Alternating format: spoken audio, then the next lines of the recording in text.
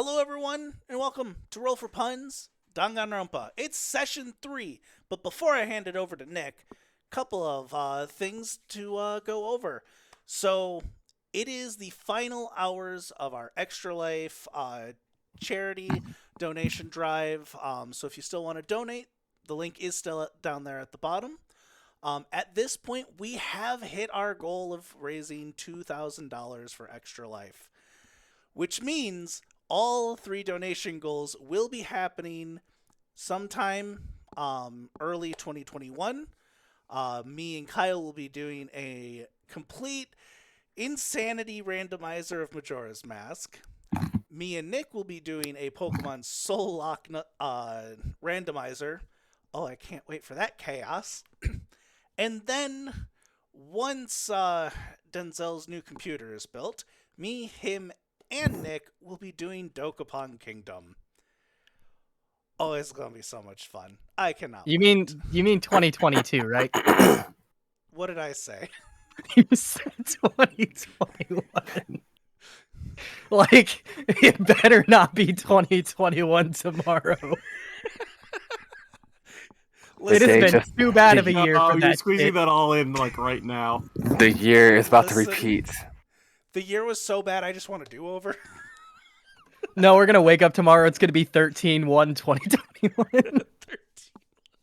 I would have many questions. But yeah, early 2022. Clearly, I'm still used to writing 2021 and everything. That my mind's just like, nah, it's not time yet. But yes, early 2022. And so really, welcome to the last stream of 2021, which may also bleed into the first stream of 2022. Woo! It's gonna be great. But that's really it for the announcements. Thank you all for your generosity for donating to Extra Life. We'll be doing it again next year. Probably new incentives and all that fun stuff, but that's a next year thing. For right now, Nick, it's time to take it away. Yay! All right. So, hello everyone. Thanks for tuning into our third session of Danganronpa. I hope you guys are enjoying the shenanigans so far. Yes. What? God, I already have to clear my throat. Oh. So, nobody seems to have died yet. Let's see if we can change that soon, shall we? Before that, however, we need to get recap out of the way. So, speaking of victims, let's see who gets to do recap real quick. And not it. Please Oh. it'd be funny. I feel so bad. It's Ian. Wait, why? Explain the Ian, what happened shenanigans. last session? Okay. I mean, you should remember last session, most of it was caused by you. Yeah, Okay, Ian. Yeah. Okay, yeah. Goddamn hellion. Okay, so last session, we might have sort of kind of broke the sun. I would argue it was the whole sky, but yeah, the sun works too. Yeah, so anywho, everyone decided that, you know what, we're gonna all hang out together. It started off with Allison and Crash hanging out together. They decided, you know what, let's go go-kart racing. And oddly enough, on the go-kart track, Crash got pulled over by the mono police. He did indeed. Something what? about doing 300 and a 250. Speeding Okay. and jaywalking and a couple other things. He had drugs, apparently. Anywho, while they were doing that, I believe David, Grace, and Juliet all walked around and they went on the merry-go-round and got a little bit of food. Julian and Harshman went to go out to the restaurant so they could critique all the food getting served out. I believe Harshman ordered one of everything. He did indeed. Julian got a bit of juicy goodness out of Monokuma. Then Almost stole a tip. Almost stole a tip. Almost stole it, yes. I, in thought my that infinite was- wisdom, decided to hang out with Howitzer. I gave him And a lighter. how did that go? Just to remind me. I gave him a lighter and a rocket launcher while we were in my room. This rat bastard son of a bitch decides, hey, you know what? I'm going to shoot this through your window. Luckily, he didn't kill either of us, but he did blow up Crash's car, and they had to run from the police.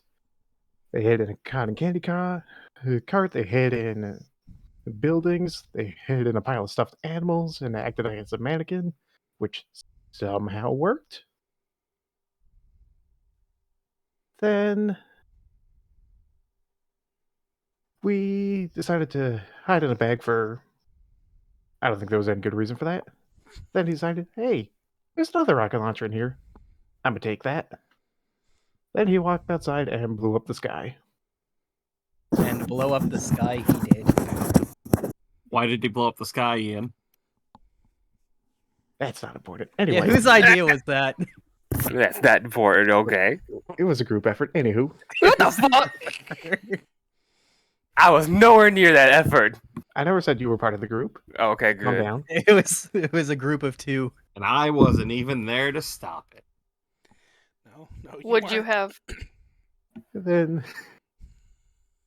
after we blew up the sky, we figured out, oh, hey, cool, we're underwater. We're in a dome. Glass dome. Yes, glass dome. Glass Then, dome. come to find out, the world ended 200-ish years ago. Then, Roughly. 210, yes. We had a banquet hosted by Monomia. Then some protoplanet named... I can't remember. Apparently it was really big and hit the planet, and... yeah, we're all the last that humanity has to offer, apparently. That's terrifying. It is. Is that the end of your recap? That's all I can remember, yes. All right. So, you got, for the most part, you got things right. We started off with free time, and you handed out gifts. yeah, As far as how long ago, you would remember that the protoplanet... God, what did I name that thing? Apophis? Atropis, my bad. The protoplanet Atropis veered towards the sun and broke apart. It was discovered 210 years ago. And you know you've been in cryo sleep for about 200 years ago, at least that's what you've been told. But it flew a little too close to the sun, much like Icarus, and yeah, the resulting debris sort of peppered and bombarded the inner planets, including Earth, and Earth's surface was rendered inhabitable. You learned about Savior, who mass-produced the large habitable domes, one of which you are residing in. But that's pretty much everything. Let me close that. I don't need that. Let me close that. I don't need that. Okay. All right. So with that out of the way, I actually have a little bit of a surprise for the players since it's New Year's Eve and all. So, what was that? Presents. No. Oh. We I can are hang going out. to we're going to have a little New Year's special, so to speak. So like a beach episode, except less sexy. So Damn! this My content. Watch me, Broly. this session will be a little on the goofier and silly side, but there's a reason for that.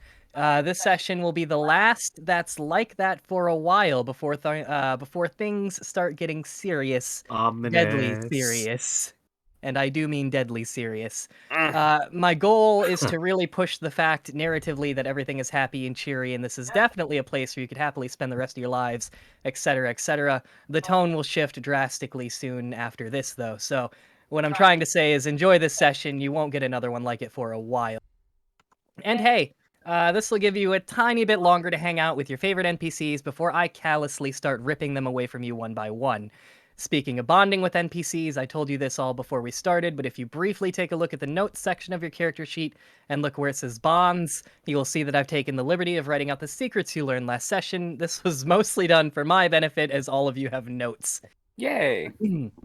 So, with that being said, here's the deal for today's session. We'll get into the story hook as we start, but if you guys can manage to throw a successful New Year's party, I will allow you all to individually learn one more secret from an NPC of your choice, which is kind of a big deal. This will be as you bond over the festivities. I know learning the first secret or even the first couple secrets for some of you came easy. The first one was always meant to come easy. They get harder and harder to learn afterwards, so don't get used to learning so many in a short amount of time. But all you have to do is successfully throw a party, so that shouldn't be too hard, right? I hope not, because failure might lower everyone's morale. So, I believe we last left off with everyone going to sleep after a completely relaxing and totally non-eventful first day.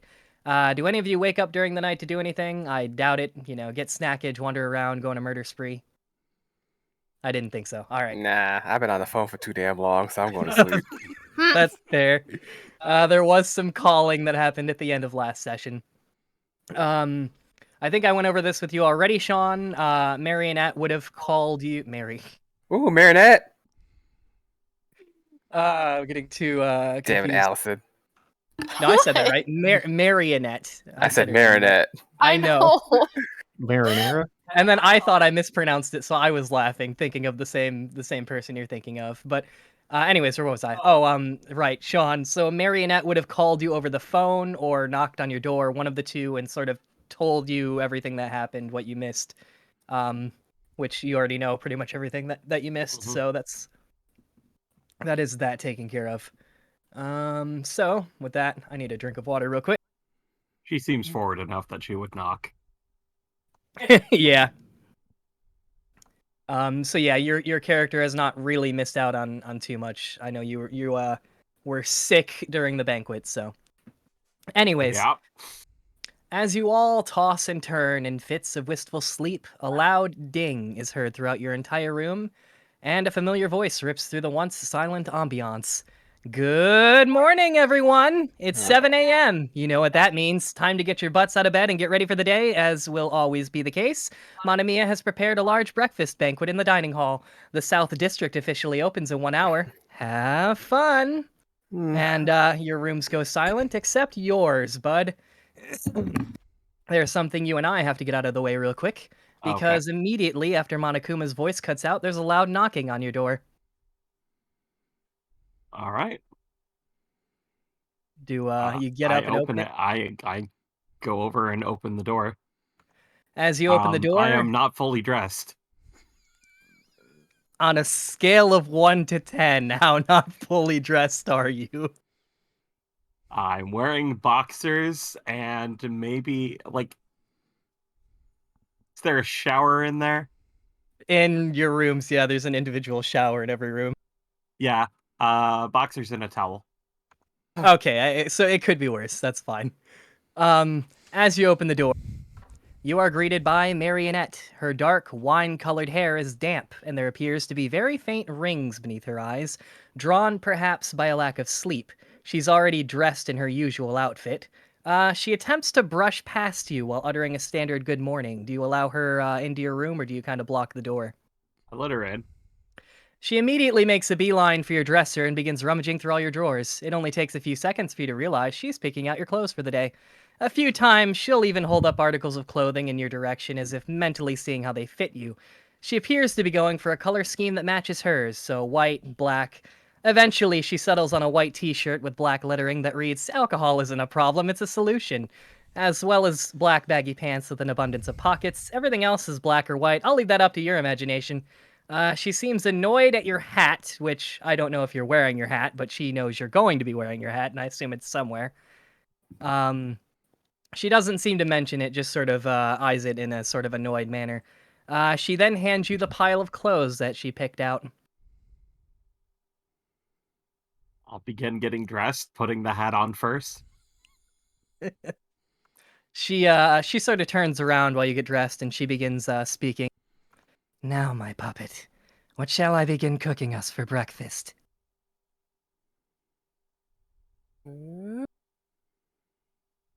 Eggs and bacon sound good. That does Just- sound good.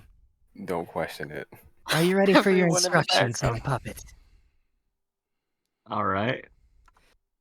When you're finished getting dressed, meet me in the banquet hall at exactly 7:18. Once there, stretch your arms and yawn, then loudly declare that you and your best friend, Marionette, had a blast yesterday. If anybody asks what we did, remember it's a secret. After that, walk up to me and whisper, "A sad cow makes blue milk." This will let me know that you are not A, a robot, B, an evil clone, or C, controlled or otherwise possessed. From there, we will head into the kitchen and I'll begin cooking our breakfast. Now, be careful. And remember, my puppet, They are always watching. And she turns to leave. What time is it? It is a few minutes after 7, perhaps 7:04. Begin rummaging through my backpack. Alrighty. Are you pulling out anything in particular, or are you prepared for me to move on? Nah, I'm just making sure everything's still there, switching, Okay, yeah. putting it on, etc. Alright, yep, Move you've on. got everything.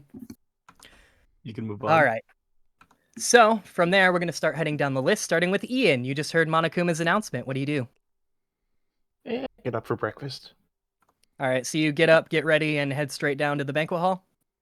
Yes. Alright, Also keeping David. an eye out for Juliet if she's around. Keeping an eye out? Yes. You probably wouldn't see her until you make it to the banquet hall. Alright. David, you just heard Monokuma's announcement. What do you do? I get ready, and as I leave to go down, I'll look out, keep an eye out for Grace. Okay.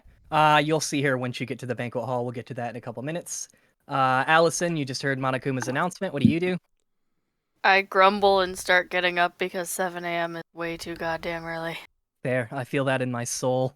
Mm-hmm. So you start getting up. You head down to the banquet hall. Yeah. All right. And lastly, Julian, you just heard Monokuma's announcement. What do you do? Slightly tired, but I get up and I'm like, when do they have croissants? And I get All ready. right, see you. And I get ready. All right, you get ready. You head down. Yes. All right. One by one, people begin shuffling into the banquet hall. As you all make your way there, you'll see heaps and heaps of food piled onto the table. A cooler with an assortment of iced drinks sits atop the table as well. It has water, it has juice. David, as you enter the banquet hall, you will notice two things in particular. You will see Juliet and notice that she has two backpacks. One she is clutching tightly to her chest with one arm, and the other is dangling from the fingers of her other hand. As she notices you, she will approach. I think you left this in my room yesterday. Sorry, I didn't notice it sooner. It seems empty. I hope there wasn't anything valuable in there. As I go to grab. Oh, right, that's where that went. Thank you. No, there was nothing important in there. She nods, and you also notice Grace, who is leaning with her back up against a wall, her foot resting on it as well, as her arms are crossed. Strangely enough, this is the least graceful pose you've ever seen her make. I'll walk over to her. She nods as you do. She doesn't really say anything. Everything all right? Doing well this morning? Yeah, I just don't like waking up this early. Fair. Not everyone's a morning person. Mm-hmm. She nods. I'm gonna grab food if you want to join me. And Sure. she'll sort of kick herself off the wall and begin getting a plate of food and sit down. I'm assuming you pretty much follow. Yeah. All right, Juliet will sit on the other side of you a couple minutes later. And Ian, you make it down to the banquet hall. Was there anybody in particular you were looking for, keeping an eye out for? Yes. I will grab a plate of food and then head over and sit next to Juliet. Okay, you sit on the other side of Juliet. She sort of nods at you. I will say to her, "Hey, how's my precious kitten doing?" She looks kind of confused. I'm doing fine, and she blushes a little. Okay, how about the cat I gave you last night? She's sort of like, oh shit, and she gives you a nod and a thumbs up. Okay, good. Is there anybody else you're looking for, or are you just gonna focus on eating? I'm just gonna eat, start stashing food in the bag. All right, Julian, as you get down to the banquet hall, Harshman gives you a nod shared between two equals. Do you pretty much just get food, sit down? Would you like to talk to anybody? I do the same. I will get some food. And no, not really interested unless I'm trying to sell my book, so no. All right, so you get your food, you sit down. Let's see. Allison, you get down there. Are you looking for anybody in particular? You just I'm grabbing a looking plate for of food? coffee. You would find some pretty easily. And then I'm going to just sit at the table and like nap on the table with the Oh coffee. no. All right. Bud, as you enter the banquet hall, you see Marionette standing in one of the corners of the room. Are you trying to follow her instructions as far as timing goes? Are you a little late? Are you a As little soon early? as I'm gonna walk in at a slightly different time than what she mentioned. Like I'm talking maybe a minute or two. All right, so you walk in there. The What? moment I walk 17? in, I'm just gonna stretch, arms above my head. Man, me and my best friend Marionette had such a good time yesterday. I can't say as much for the player characters, but a lot of the NPCs will just give you a puzzled look and then continue eating. You might hear a couple of, "Yeah, that's great, buddies." That's about it. I'm just eating my croissant like whatever. The name's Bud. I just look towards him as I'm stacking my 12th French toast on my plate with half a stack pile of bacon. Well, It's there's Bud B, Okay. not Bud D. Bud D was the biologist. well, there goes all my bacon. Oh no, I only took like a tenth of it. Oh, good. Okay, there's still more. There's like they basically cooked it, baconized an entire pig over there. I look and see this whole pig bacon. I was like, damn. I think with the croissant does. Distant squealing coming from the kitchen. No, just kidding. So I walk up to, I beeline to Marionette after that, All right. and I'll whisper in her ear, "A sad clown makes blue milfs." A sad clown makes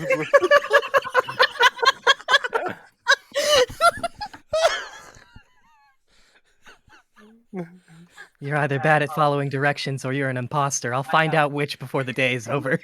That's hilarious. Regardless, I'll cook you breakfast anyway. So you all get your food and get settled, I presume. Ian, you in particular would notice that there's one person missing. Ah, where's Yeah. the saucy spice boy? Well, you're about to find out. Actually, Crash isn't in here either. You would have seen him. If I didn't mention that, I meant to. Alright, so as you all begin eating, the room quiets down, except the occasional clinking of silverware. That relative calm is absolutely fucking destroyed the moment all of you hear the ding of the elevator. Oh no. Primal screeching and violent thumps and thwacks echo from around the corner. You It can't is- quite see what's happening at first, until Howitzer and Monokuma come tumbling into view. It is The too pair are early locked. for this. The pair are locked in mortal combat. Howitzer grabs Monokuma by the legs and begins slamming him repeatedly into the dining table. Monokuma retaliates by grabbing a spare plate and throwing it. Then he jumps onto Howitzer and the pair begin violently punching each other. I jump over and try and separate them. Each I just blow shot. I that got 50 Monokuma... bucks on the weird one. I will You help. shout what? 50 bucks on the weird one. All right, he's got 50 bucks on the weird one. I I will grab some specifically waffles. restrain Monokuma. Bud, you're trying to restrain Monokuma. Yep. I'm just trying to separate them. I'm moving my Alright. waffles or my croissant out the way. As a I couple grab of you... some waffles Go ahead. and say, "Man, I didn't know we were getting a show with breakfast." As a couple of you get up to try and separate the pair, each blow that Monokuma lands or receives makes a comical squeak. You get up. That's adorable. You get up. You separate them. You do manage to separate them quite easily. Howitzer screams, "Take back what you said! Take it back!" And Monokuma smiles while while attempting to get out of whoever's holding him. That's His a half voice, Nelson. Yeah, Monokuma's unable to get away from you. He does speak, his voice low and poisonous. Halloween is clearly superior to New Year's. You don't need a special day on the calendar to make promises you can't keep. Ooh. And Monokuma will continue. Halloween is a symbol of the lesson humanity always failed to learn. That no matter who you are, no matter how kind-hearted you may think yourself to be, even if it's only for one day out of the year, there's a monster underneath everyone. Halloween is ironically the one day where people drop their disguises, their masks and costumes, and reveal their true selves. And Howitzer shouts back, "You're wrong about New Year's. New Year's is about new beginnings. It's about letting go of the past. It's about hope that no matter how bad things were, they will be better." And the pair try to charge towards each other again. No, I'm no, no, assuming no, no, no. I'm assuming the by now a few people have helped to hold them back. Do you want to shove him in the bag to make him stop fighting? Do you want to what? I open my backpack. No. Monokuma sort of throws his hands up a little bit. He says, all right, let's make a deal. I actually have an idea.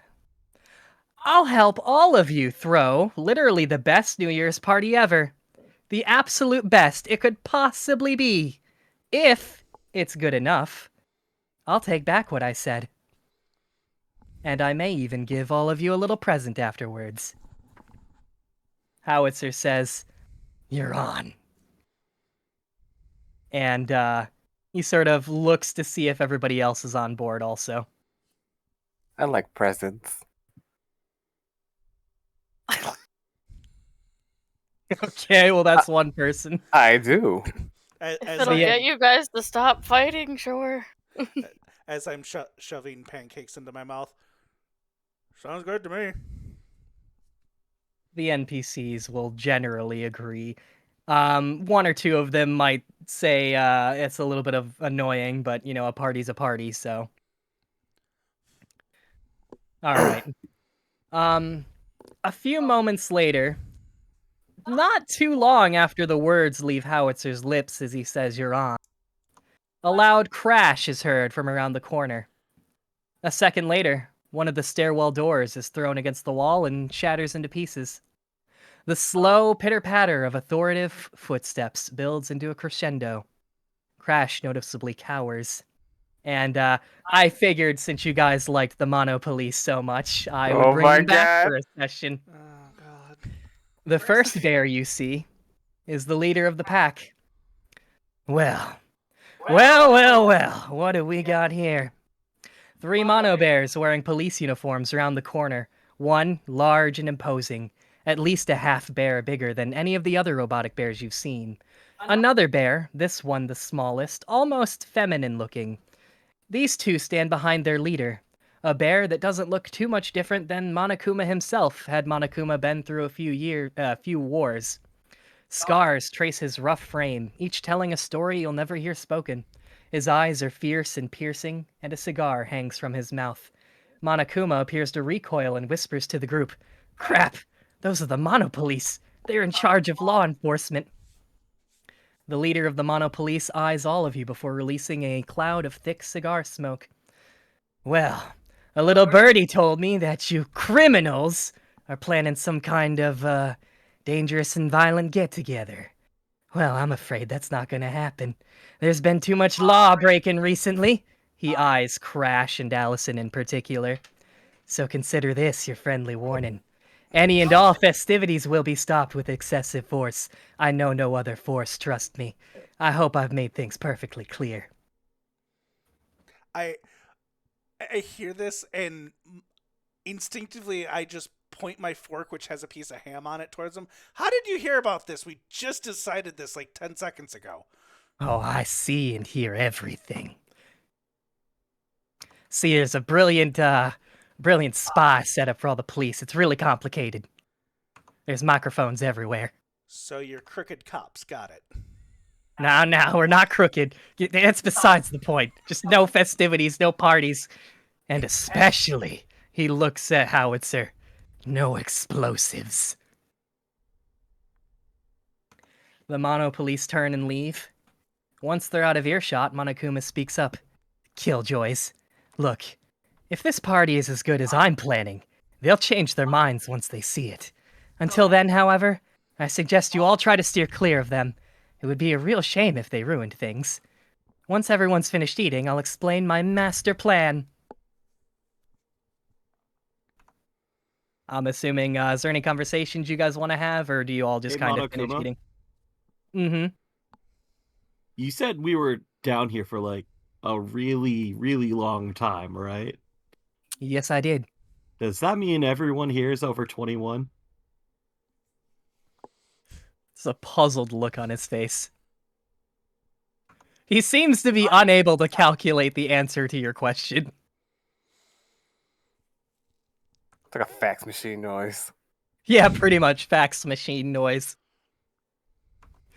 I'm just gonna say yes. All right, cool. Now, if everybody's finished, I'll explain the plan. If we can accomplish everything on my list, this party will officially be the party to end all parties. Ian, Monokuma turns to you. If you take the same elevator we used after you all woke up in your sleeper pods, you can get to a hidden area known as the Vault. You need a special key to be inserted into the elevator terminal, or it won't descend any farther than the room you woke up in. You must leave the key in for it to work. I'll provide it for you. Just give it back when you're done. The area is normally off limits because it's dark and dangerous down there, but that's where our more volatile things are stored. Once down there, you'll be searching for some very special fireworks.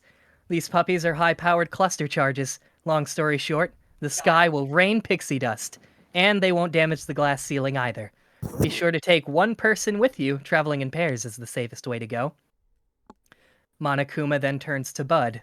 Bud, you'll be going on a treasure hunt. Rumor has it, there's an ancient bottle of wine with a taste to die for. Rumor also has it that a notorious pirate bear has been searching for it for the last 200 years. I'll give you the key to the West District Gate. Keep in mind it's unfinished, but that's where you'll find your lead. Remember, be sure to take someone with you. David, he looks towards you, David. You'll be headed to the East District. There's a rare golden goose whose golden eggs we need, as Juliet will be cooking up a delicious banquet and can use them for a showstopper. Get as many as you can. Oh, and obviously take someone with you. I'll provide the key to the East Gate as well, and remember, it's unfinished. In fact, for some reason, that district is actually falling behind schedule. They keep mentioning something about a dragon. I wonder what that's all about. Julian, I have something special in mind for you. Though a good portion of you will be staying here and decorating the living quarters, we're going to need a lot of muscle to decorate the whole park, including the construction of a ball we can drop. I want you to take one other person and convince our foreman, well, forebear in this case, the leader of our construction crew, to help us with all of this. Shouldn't be too hard. Just make sure that it's clear it will be unpaid. And finally, Allison. You and one other person of your choice will be in charge of actually attaining the supplies we will need to deck out the whole park. You'll want to head over to the shop and talk to my daughter. Tell her to procure what we need and have it all shipped to the construction crew. Be careful, though. She can be unreasonable at times and is often prone to pranks. The rest of you will be on decorating duty, except for Juliet, who will be in charge of food, as I mentioned already. And that should be everything. And he sort of looks around to make sure you guys understand. And eventually he'll, after you guys are completely finished and ready to head out, he'll talk to each and every one of you individually. Would anybody like to do anything real quick, or just head straight to it? Who around here has muscles?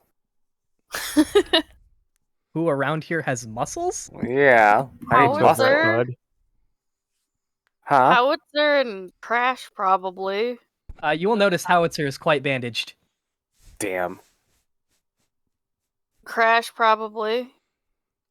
Where's Crash at? You'll see him around the table. Okay. All right. Real quick, before everybody heads out, we'll just get to the Monokuma talking to you individually piece. So we're actually going to start from the far left of my screen. So we'll go to Ian, then Bud, then David, then Allison, then Julian. So Ian, Yes. Monokuma hands you a red keycard-shaped piece of plastic attached to a lanyard. Remember, kid, I need that back. Noted. Puts it in bag. Make sure to grab someone and take them with you. But as far as that, do you know where you need to go? Down the elevator. He nods. All right, Ian, who would you like to ask to come with you?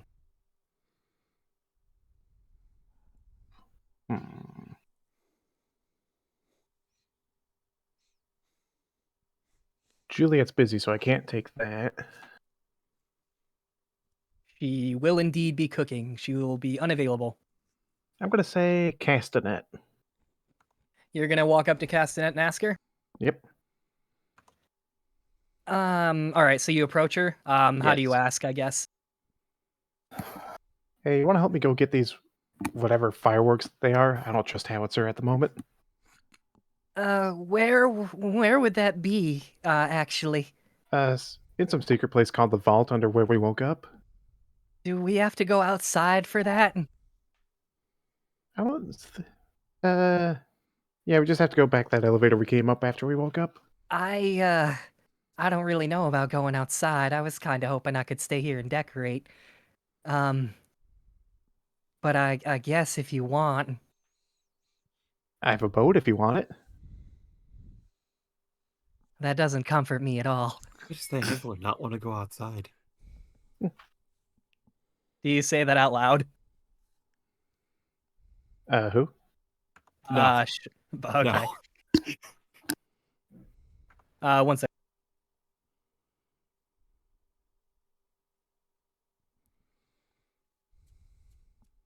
Allison just wanted me to ask, although it's not even in Fantasy Grounds. You have a picture that's being worked on still, don't you, bud? Yeah. Okay. I figured you were gonna send it to me once it's finished. That's what I figured. I thought it was Alright. done. I was confused. I was like, wait. I have a first draft, kind of. Yeah. All right. So I guess when you finished, we can share it and stuff. So you were trying to convince Castanet to come outside with you. If she doesn't want to, I'll understand and move on to Magnus. All right. Castanet will decline. So you walk over to Magnus. Yes. Can I help you? Want to raid a secret vault? You have no idea how much I want to raid a secret vault. Lead on! Cool. Starts walking. All right, with Magnus in tow. All right, so you walk over to you walk to the elevator, you go out of the living quarters, etc. Yes. All right, so with that in mind, we're gonna leave you there, and we're gonna go over to Bud. I'm assuming Marionette's already right next to me. Oh yeah, 100%. Bud, Monokuma hands you an ocean blue piece of plastic shaped like a keycard. It's attached to a lanyard. Don't lose this, kid. I'll need it back after you're done. Your first task should be meeting up with Scurvy Steve, a fierce pirate bear who's sailed the seven seas. You'll know where to find him when you get there. Have fun! And Marionette will be right next to you, but you still may attempt to ask someone else if you'd like. Are you busy? Are you asking Marionette? Yep. No, I need to make sure you're not an imposter. All right. Shoves the key card into my back pocket. All right. The lanyard half dangling out. Okay. I assume you start heading off to the west gate then? Yeah. Yep. All right. Let's see. David. Mm-hmm. Monokuma sort of walks up to you. Here's the key to the east gate, and he hands you a green piece of plastic in the shape of a key card with the lanyard attached. Don't lose that. I'll need it back afterwards. Remember, you need as many of those golden goose eggs as you can manage. Geese lay at most 10 eggs at a time and 40 eggs per year, so if you come back with more golden eggs than that, I'm going to be suspicious. Have fun. And who would you like to ask to go on this adventure with you? I've been sitting here thinking. Juliet's busy. You Yep. still do have Grace, or you can opt for someone else.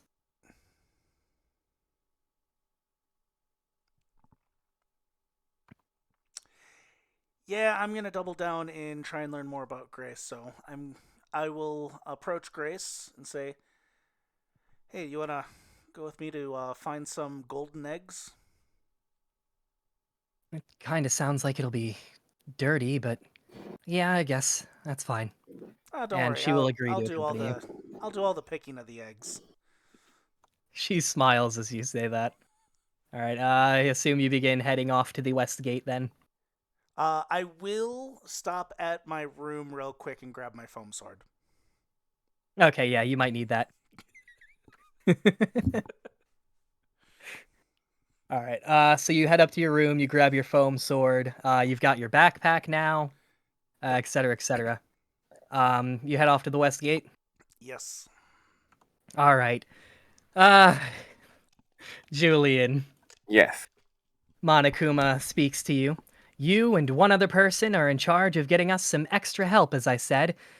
The head of our construction crew will probably be here soon to fix that door the Monopolice just broke. Do whatever you have to do to convince them to help us. We need the whole park decorated. Most importantly, though, we need them to figure out our ball drop problem. I should probably rephrase that, but I'm not going to. Once Allison and her +1 secure our supplies, the construction bears will be free to decorate the entire park. Just remember, the most important part of this is that you make it abundantly clear it will be unpaid. You give those bears an inch, and they'll take a mile. Don't let me down. Remember, you're not doing any heavy lifting. This is just diplomacy. You're just telling them what they're doing and not paying them. I'm going to underline that, not paying them. Got it. All right, so who would you like to recruit to help you on this task? So I would need a smart talking person on my team. Could try. Hmm. Wait, what? Nope. Nope.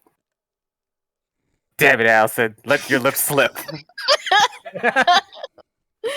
Do you actually want my opinion or no? I don't know who's I'm trying to think who's wisecracking. Do you need a list of all the people? Because I have a list. Yes, I forgot half of them. And I know half of them are already cooking or going somewhere else. Okay, there's Castanet who refused to go with Ian earlier. Uh-huh. Crash. There's There's the bird watcher. There's Fantasia, who's the ultimate confidant. Grace, I think, is going with David. Yes. There's Harshman, who you hung out with last time. Right. The critic. Right. Howitzer is available but bandaged, I think. I think that's normal for Juliet him. But... is Yeah, that's normal for him. Juliet is cooking. Magnus went with Ian. Marionette is going with Bud, and then there's Robin, the ultimate bird watcher. Yeah, the alternate bird watching the alternate confidant. I don't know how that helped me. I will say I wouldn't worry too much about, well, a little bit, but mostly it's just who do you want to get closer to. Things will play out one way or another. Their abilities will be able to help you, but it's not going to be hopeless if you pick the wrong person. See, in my mind, I have this plan. I'm scared. So I don't know. I want to take. I'm gonna take. Oh God, I won't call him that. What's his name? Yeah, all right. Okay, all right. I'm gonna take Harshman because I think we could just be like freaking critics and freaking just be like, y'all didn't do this right, Man, that I right. can't wait for someone's best friend that they've been spending all their time with to just fucking get murdered first. It's gonna be great. Right? I know. All right, so you approach Harshman and ask if he'll help you with this endeavor. Yes. All right, the two of you begin waiting. You were told that the forebear, the leader of the construction crew, would probably be showing up to fix the door that the Mono Police busted. So you begin waiting, and finally, Allison, Monokuma, turns to you, and he says, "Right, you and one other person need to head down to the shop and ask my daughter to procure decorations and send them to the construction crew. Her name is Phoebe, if you recall. Don't call her Fifi, she hates it. If all goes well, I should have given you the easiest task. So, if everything goes off without a hitch, head back here and help decorate." All right.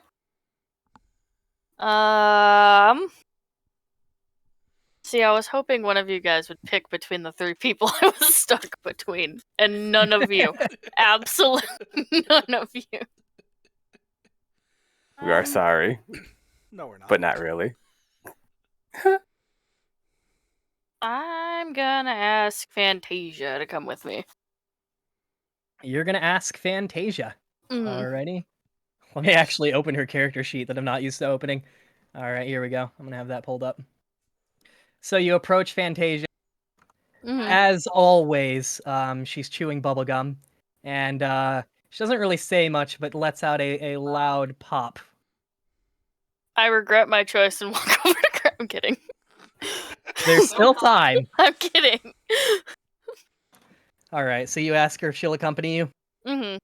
She doesn't really seem to talk. Bubble pops and she nods. Pop, pop, pop, pop. Shrugs. Starts walking off towards the shop. Alright.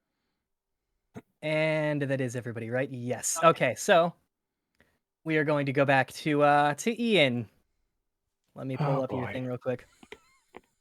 So you walk over to the elevator. As you step up into the elevator with Magnus in tow, you notice a slot on the console next to the lever where a keycard could go. I use the key card. Okay? And then I'm assuming you pull the lever downwards so the lift begins descending. Yes. The elevator stirs to life, albeit a little violently, and begins descending. It stops when you reach the floor you first woke up in, and the lever clicks back into a neutral position. Common sense would tell you that if you pull on the lever again, you'll go more down, which is what you want. You can either do that, or you can stop and check out the floor you're on real quick. Up to you. I look at Magnus and say, anything you want to check out in here, or do you want to keep going? I mean, not really. We woke up here. Alright, Just fair the enough. odds. Let's go down. All right, so you're going down? Yep. All right, as you pull the lever again. If you didn't think your world could get any darker, about now is when you'd realize your mistake. The elevator's mechanical hum seems to echo against the still air, and the light from above slowly disappears completely. You are now completely blinded, and the elevator is still descending. Hey, you got a lot of pockets. I don't suppose you have a flashlight in one of those. I do indeed. All right, Turns you it pull on. out a flashlight. All right. Yep. You are no longer blinded. Minutes more pass by with no other stimulus save for the steady downward motion of the elevator. Eventually, however, your ride does come to a full stop, and the door opens, revealing a very dark and withered concrete hallway. It looks abandoned, like something out of a horror movie. Double steel doors, mostly gray in color, but bleeding rust, mark the end of the path in front of you. And as the elevator doors open, Magnus sort of pops his head out from behind you, sort of over your shoulder. Well, I certainly hope they're planning on decorating this later. Don't think they are. This place doesn't look like it's been touched in years. Indeed. All right, I assume you leave the elevator and begin walking down the singular dark hallway. And I make sure to put the key card back in the backpack. All right. You come up to the double steel doors that block your path. I'm assuming you try to open them. Yes. They don't budge. They do have a handle, so you can surmise that it's a pull door, but you try to pull on it and it doesn't quite budge. What, stuck? Yes. You have a crowbar in there, don't you? Let me look. Let me look for a crowbar, says the man who pulled out an RPG earlier. For Found real. All right, so you attempt to open the door with the crowbar. Yes. Roll me a D100. Okay. You fucking would, wouldn't you? All right. As you roll your 69, there might be an accidental butt touch, but the door does finally wrench open, and I it accept wrenches the open. touch.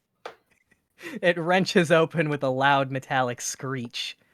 As you venture forward, everything becomes a maze of bleak-looking hallways and dead ends, and we're going to leave you there for a moment. And we're going to head over to Bud. All right, Bud. As I'm assuming you walked over to the west gate with Yes. Marionette in tow. All right. Yes. You notice a slot at the base, about waist height where your keycard could go. Okay. And I search Marionette, my front pockets and I start to sweat a little bit. Marionette begins tapping her foot as she watches you. It's in your back pot. You literally put it there 10 minutes ago. Oh, how could I forget? Takes it and puts it in. All right. As you Sticks the key card back in my front pocket. oh no. As you put it in, the gate lurches open, revealing a huge waterfront beach area dotted with shacks and smelling like driftwood. As you enter, the gate slowly closes behind you. A large pirate ship is docked off in the distance. The area is under heavy construction, with most of the construction being focused on what appears to be the start of a water-themed roller coaster. It almost looks like the massive pirate ship is meant to be the entrance. Well, I think, pirate ship, that might be a good place to start. Yep.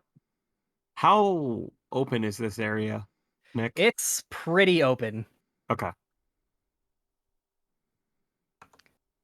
So you begin walking in that direction? Yep. Okay. Let's see here. You walk down, there's sort of like a dock area, that you have to walk onto. And eventually you get to a walkway that leads upwards and over to the top deck of the ship.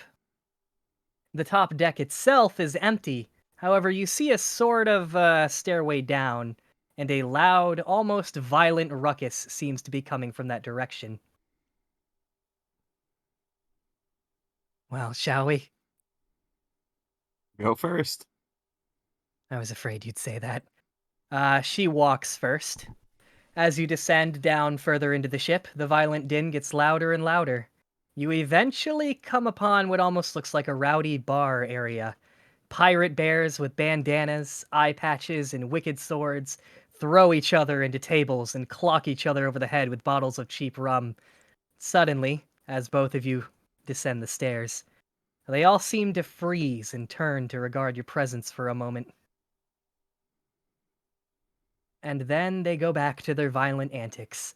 A lone bear sits at a table near the corner of the bar, sporting a massive beard and one earring, his arms crossed, his one eye taking in the pointless destruction occurring around him with minimal interest.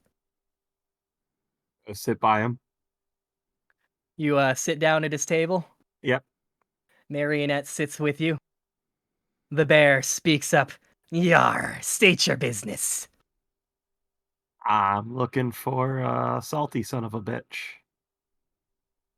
Well, I am indeed a salty son of a bitch. What can I do for ye? We're in the market for some really good liquor. Ah, I know what you're after. Looking for the booty of Bud the Wiser, are ye? Well, as it just so happens, I owned the map he left as he passed on. He was a drink aficionado. Saw his ice-cold body myself just before we were sealed down inside here. It's damned worthless, though, this map. I've searched for 200 years with this in hand, and even with the map I can't seem to get me bearings. Perhaps the treasure was moved or plundered already. I'll give you the map if you prove yourself worthy. A drinking contest. If you win, the map is yours. I already have a bottle of whiskey out. All right, you accept? Yep. All right. Here's how this is going to go. Each round of shots, both the bear and you are going to roll dice and take the highest. Bud, you'll be rolling 5 because I assume you have a I was little bit about of to say, X. I'd argue that I have an advantage here. You would indeed have an advantage. I would say you're an expert at drinking. Scurvy Steve is also an expert, but not as much. He'll be rolling a 3. And you'll both be taking the highest. As you both drink more, the numbers of dice rolled will change. When one of your rolls below a 10, after factoring in advantage or disadvantage if it gets to that, that's going to be it for you. So we'll start with the first shot, and I'm going to clear this real quick. So go ahead, we'll just start off. Roll me 5d100s. Yeah, you pass, you take your shot, you down it without a problem. How embarrassing it's going to be if he fails immediately. Okay, that's actually pretty consistent. He downs his, no problem. It begins. We're going to leave you there for a moment, and as you begin your drinking contest, and Marionette's just staring with sort of annoyance at both of you. All right, David, you walk out, you approach the west gate, you see a slot about waist height where your key card probably goes. I put the key card in. The gate lurches open and closes behind you and Grace. The scene that greets you is a sea of greenery. Beauty, lush, and color is everywhere against a backdrop of soft viridian. That beauty is interrupted, however, by an explosion in the distance, and a large dust cloud kicks up high into the sky. The faint sound of screaming carries on the wind.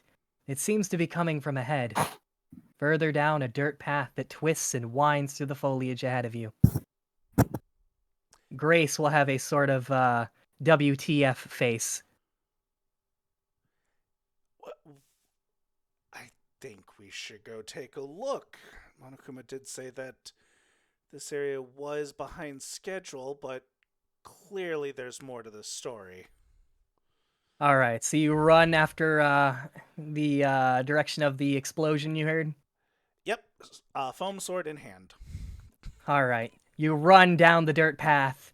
As you turn the last corner, you find yourself in a clearing, or mostly a clearing. Mono bears are pulling on ropes, playing tug of war with a wooden tower they are attempting to erect, heaving in unison. Heave! Heave! Before the beast comes back, heave! Suddenly, a golden flash blurs across your vision and the ropes snap. The building tumbles and breaks apart after it hits the dirt. Amongst the screams of frustration and the curses, you hear something else. You hear the devil. An evil honking from somewhere just out of view, mocking in its tone, reveling in the chaos it's created. It wants more. Your suffering sustains it. And one of the bears screams, "Damn that monster!" One of the bears just yells as he pounds his fist on the ground. Do you approach anybody or anything? I'm so tempted to nope out of this entire situation. I approached the mono bear. He sees you. Please, adventurer. That beast has been plaguing us I don't even know how long. That thing is a menace. Like some kind of dragon, it swoops down and causes unstoppable destruction. We've laid hundreds of traps, but it just deconstructs them or uses them against us. We are way behind schedule and might have to delay opening this side of the park until someone deals with that thing. When did it first show up? Oh, jeez. Probably about a month ago. Where did it come from? Ah, you mean its lair. Yes. Right. The mono bear sort of heaves a sigh and he stands up, he brushes himself off. The rumor is that it's made its lair near the large pond to the north of here. You'll know its nest when you see it. That damn thing has been taking our hard hats like they're trophies of war. Before you go, take these. They may aid you in your quest. He hands you 5 goose traps and what almost looks like a hunting rifle. The rifle seems to shoot tranquilizer darts, and you are given enough ammo for 3 shots. Please, please get rid of that thing. Take it back with you and barbecue it, you hear me? I won't rest until our goose is cooked. Question. Yes. This goose, does it lay golden eggs by chance? I think so. I put the foam sword in my backpack and hold the hunting rifle. Well, time to get a hunting. Thank you, brave adventurer. Grace, why don't you hold on to the traps? I think, I doubt you'd want to hold the gun. She takes the traps and she sighs. Just my luck I'd get sent on a wild goose chase. Ba-da-ba-ba-da. Alright.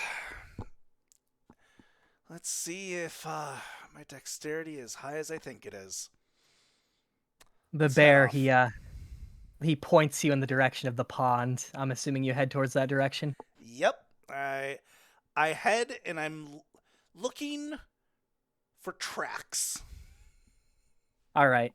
As you turn to leave the clearing towards the direction of the pond, you spot a very poorly made sign just at the edge of the tree line. It reads, "Beware the gold dragon," and a poorly drawn something is depicted in gold paint. Makes you wonder where this came from, seeing as this place is supposed to be a paradise. I'm assuming you head deeper into the woods towards the pond. Yep. All right, you're attempting to track the beast. Go ahead and roll me a D100. I'm also attempting to be stealthy. All right. Like, slowly move it along, trying to find tracks stealthily, trying not to alert attention. All right, go ahead and roll me the first D100 for tracking, and then we'll see about stealth in a minute here. You definitely see some honker tracks. It's going straight in the direction you're heading, towards the pond. Go ahead and roll me stealth, and How big are the tracks? probably one of the biggest geese you've ever seen. Yep. Those are definitely geese tracks. Grace sort of quivers as she looks at you, studying the tracks. We'll be okay, right? Don't worry. I'll keep you safe. She smiles and sort of clasps her hands together. You're attempting to stealth. Grace will also attempt to stealth. Flap. 35, and Grace gets a 6. Yeah, no, she's carrying the traps. That makes sense. All right. As you venture deeper into the forest, every so often you get the feeling that something's watching you. Eventually, a sudden honk breaks the silence, followed by screaming behind you. Is the scream Grace? Yes, it is. I immediately point the gun towards the direction I heard the honk. You turn to look behind, but it's too late. The goose is struck. Your companion stands up.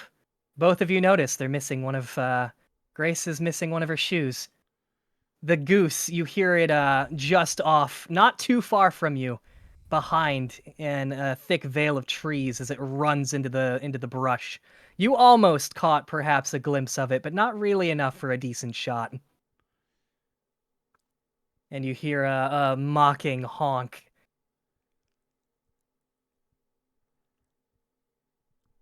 That thing just took my shoe. I see that. Did you get a look at it? It was golden and angry. How big? Big enough to take my shoe. I get that. I need to know how high I need to aim up when I see this thing. Aim for the head. Okay, let's calm down. Let's calm down. I lean when I walk. If she can lean with it, walk with it. I have to waddle now. This is ridiculous. She you want takes my her other shoe? shoe off. No, it's fine. She puts her singular shoe in her backpack. All right. I start weren't making kidding. honking sounds with my mouth. Honk. Are you attempting like a mating call? Yes. Yes, I am. I never thought I'd say this in my Danganronpa campaign, but roll to seduce? With all these Seduce the NPCs, goose. you never thought you'd say that. That's Right? fair. That's I- fair, actually. I would like to argue, as the ultimate dungeon master, I can do very good impressions. That is Right. fair. So do You I know what, have I'll, advantage? You do. I'll let you roll 3 dice and take the highest. That's a good point. Oh, Jesus Christ. Honk!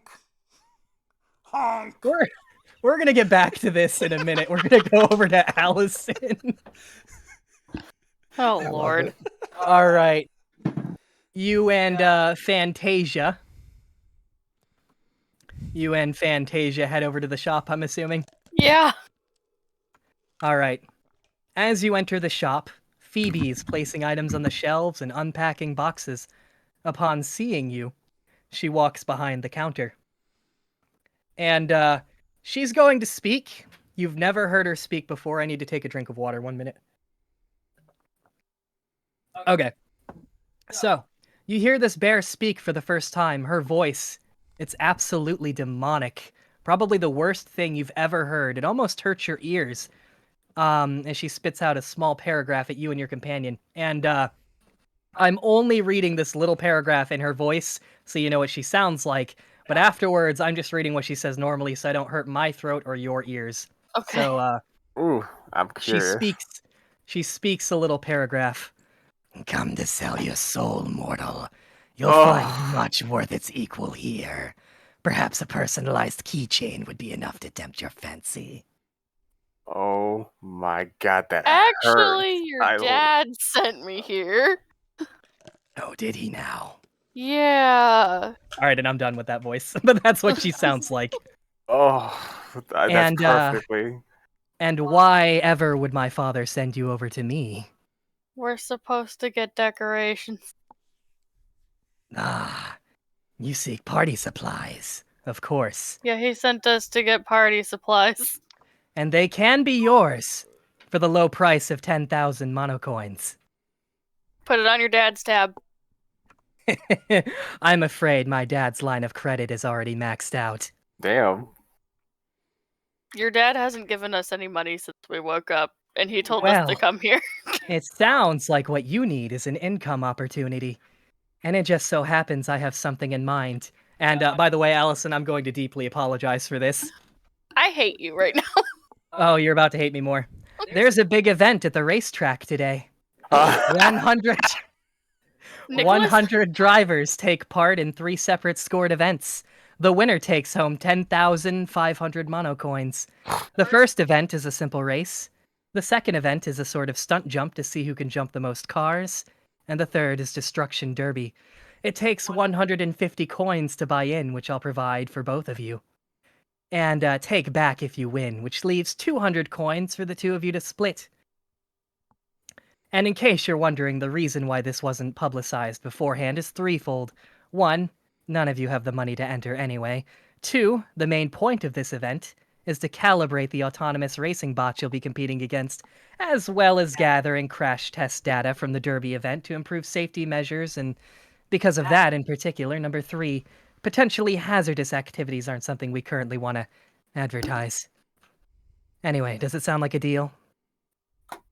Sure. Fantasia just sort of pops another bubble with her bubble gum.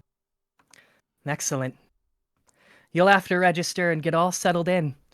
The event starts in about 90 minutes, so I suggest you hurry. I turn to Fantasia and go, you know, I thought Crash needed to de-stress after yesterday. Fantasia nods. She doesn't really seem to talk much, but for the first time you do hear her voice. Yeah, he did seem a little stressed out, didn't he? Yeah, the mono police chased us around the whole day and gave him tickets for stuff he didn't do. So I thought he could use the day to de-stress. Well, I'm not the ultimate race car driver, but I know a thing or two. I'm sure we'll get it. All right. I'm assuming you walk to the track and begin registering. Yeah. All right, so you walk to the track, begin registering.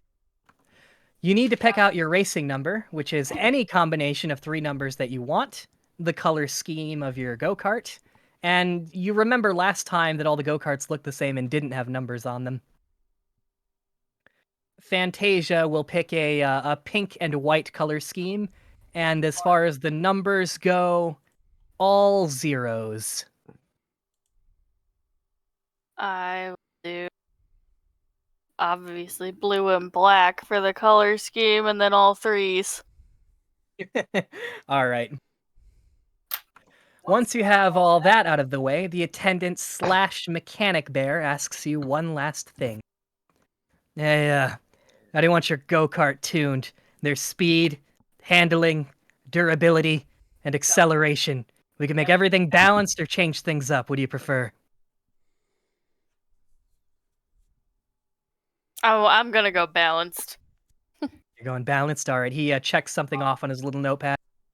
And what about you, little lady? He looks up to Fantasia, who's actually noticeably quite tall. All speed and acceleration, of course. No handling. Don't care about durability as long as it gets me to the finish line. The bear nods.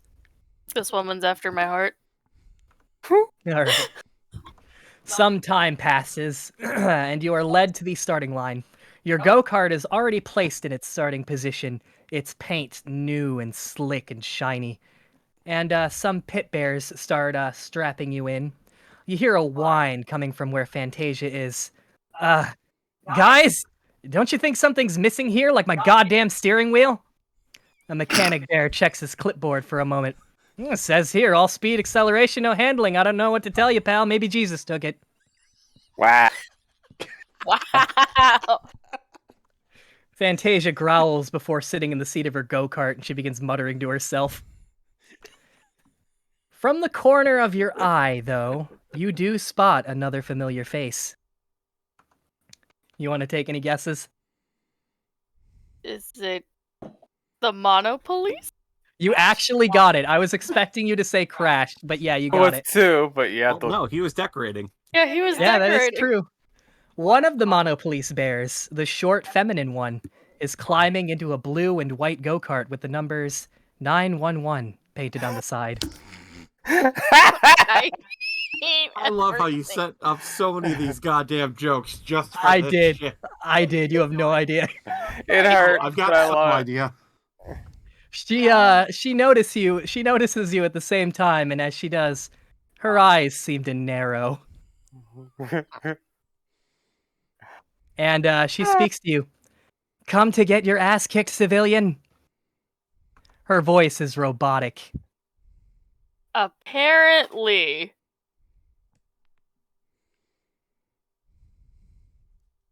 Mm-mm. I'm not about to fight with. No. You saw how many tickets they gave Crash for no reason? No. You're muted. She speaks up. I will enjoy running you over this time. I missed the opportunity yesterday. Oh God. I will hope my luck is as good as it was yesterday. That's probably illegal. I'll figure it out later.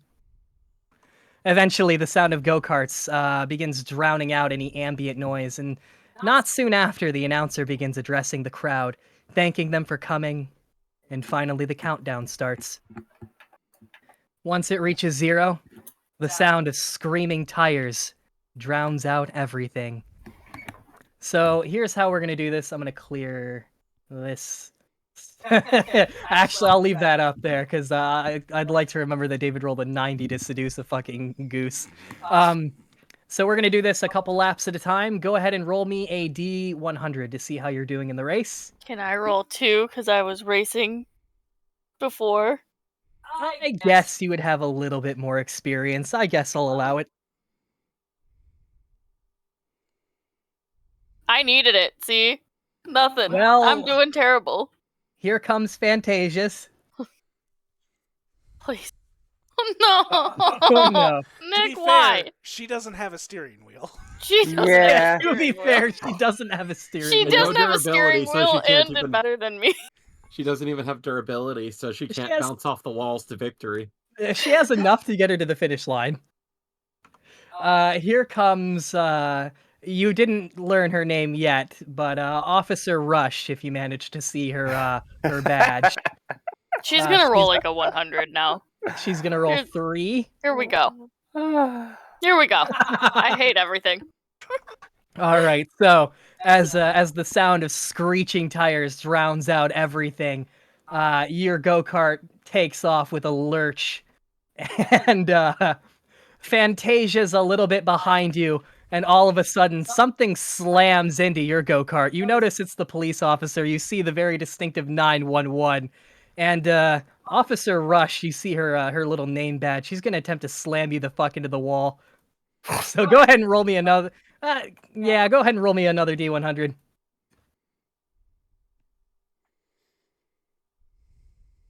Oh my god. All right, Officer Rush, she speeds up, she slams into the side of your go-kart, but you slam her right back. Yeah. Yes. That's That's the real reason I'm doing so bad. I'm watching out for this police bear. All right. So we're gonna go a couple more laps, and then we're gonna switch on down to Julian. Okay. So go ahead and roll me some more dice. You can roll 2. Officer Rush rolls 3. Fantasia rolls 1. Oh boy. So you said to roll twice? Yep, you got a 32 and a 48. No. I thought you said a couple more laps, so roll a couple more times. So they could No, roll. sorry. Just one more instance of rolling. But I will keep that for the next laps. So, Okay. all right. So the first laps go by. You're falling behind. Fantasia's falling behind, but she's a little ahead of you. Officer Rush blows past you after failing to put you into the wall like she planned. A few more laps go by. Officer Rush is way ahead of the pack. You start gaining a little bit. Fantasia falls behind. And a couple more laps go by, and you are doing really good this time. Let's roll Fantasia's first. Oh boy. And Officer Rush. You begin passing Officer Rush. Would you like to try any aggressive maneuvers, No. or do you just pass her? No, I'm just bad. Passing through. I've been Alright. doing too terribly. All right, you begin passing, and from there we're gonna head over to Julian. So we're gonna leave you there. All right, Julian. Okay, so you and Harshman were waiting for the forebear to show up. All right, so eventually a gaggle of bears appear. A couple of them begin sweeping up debris, measuring where the door used to be. Some annoyed sighs are heard. One of the bears holds up a clipboard and seems to be supervising the others. I think that's the one we need to talk to. Harshman nods. Would you like to approach him? Yes, I think I have a plan. Hopefully this will work. All right, follow Yeah. What do you need? He says as the two of you approach. me. We would like your services. You'd like to what? We would like your services. Okay, for what? What do you need? Something else broken? Actually, something that you guys can do special in. We need this place to be decorated nice and lovely for a little party that we're having. Can't remember. This is The out of bear meta. lets out a huge sigh. Not gonna happen. Sorry, pal. We have our hands full already, and besides, see, me and the boys, we're thinking about starting a union. And, we're thinking some things are gonna change around here. Oh shit. Go, Kellogg's, go. Yeah, we're writing up a list of demands right now. As soon as we get this door finished, I'm thinking we might go on strike. Oh, this is all good and idea and everything, but listen this. If you design this party that'll be showing your I don't know who you guys are under, your management, that you guys deserve some respect and you guys work hard for it. We already work hard and we get no respect. If you want respect in this world, you need to take it with your own hands, not wait for someone to hand it to you. Oh, I agree. I hardly agree. Good, then it seems we have nothing else to discuss if you understand what I'm saying. Yes, but I need The this bear is so walks away. Damn it, this is so aggravating. What appears to be the bear's assistant lets out a frustrated growl. That bear's gonna be the reason we all lose our jobs. Listen, if we start getting paid for our work, then Monokuma will find other bears to replace us. Don't you see? It's ourselves we should be fighting, not our employer. I'll tell you what. I think I can help you two, theoretically. Theoretically, if, something were to happen to the, head construction supervisor, I'd, be next in command. If that unfortunate event occurred, I would be willing to, take care of everything you need. Are you just have suggesting what I to, think you're suggesting me to do? I'm just saying, if the, forebear over there becomes the victim of an accident, and, you know, it has to look like an accident because we don't need the mono police getting involved, then I could make all your problems disappear. I look at Harshman like, what? Harshman, hard to read the emotions on his face, not one way or the other. Well, I mean, I personally think you're all garbage, but I don't really care as to the politics of your little group. So I suppose, whatever you want to do, Julian, I'm either for or against, depending on how you feel. One little push, one little slip, and I can make all your problems go away. It's the gravity of things. Oh my god, you're trying to make me commit murder. This is meta. Get you ready for the rest of the game, man. Pretty much. I need a moment to discuss with this. I need to think about this. Take as long as you like. The forebear isn't going anywhere quite yet, unfortunately. He retires in, well, a couple years. So, hey, if you can wait that long, you know. We need this area decorated now. Well, I will just point out, it is a robotic bear, so I don't exactly feel any qualms. Aren't you a robotic bear too? This is Harshman speaking. Oh, okay. This is true. These bears are robotic and have no soul. At the very least, I think we should explore our options. And if you wanna find a different way to do things, I'm sure other avenues will open themselves.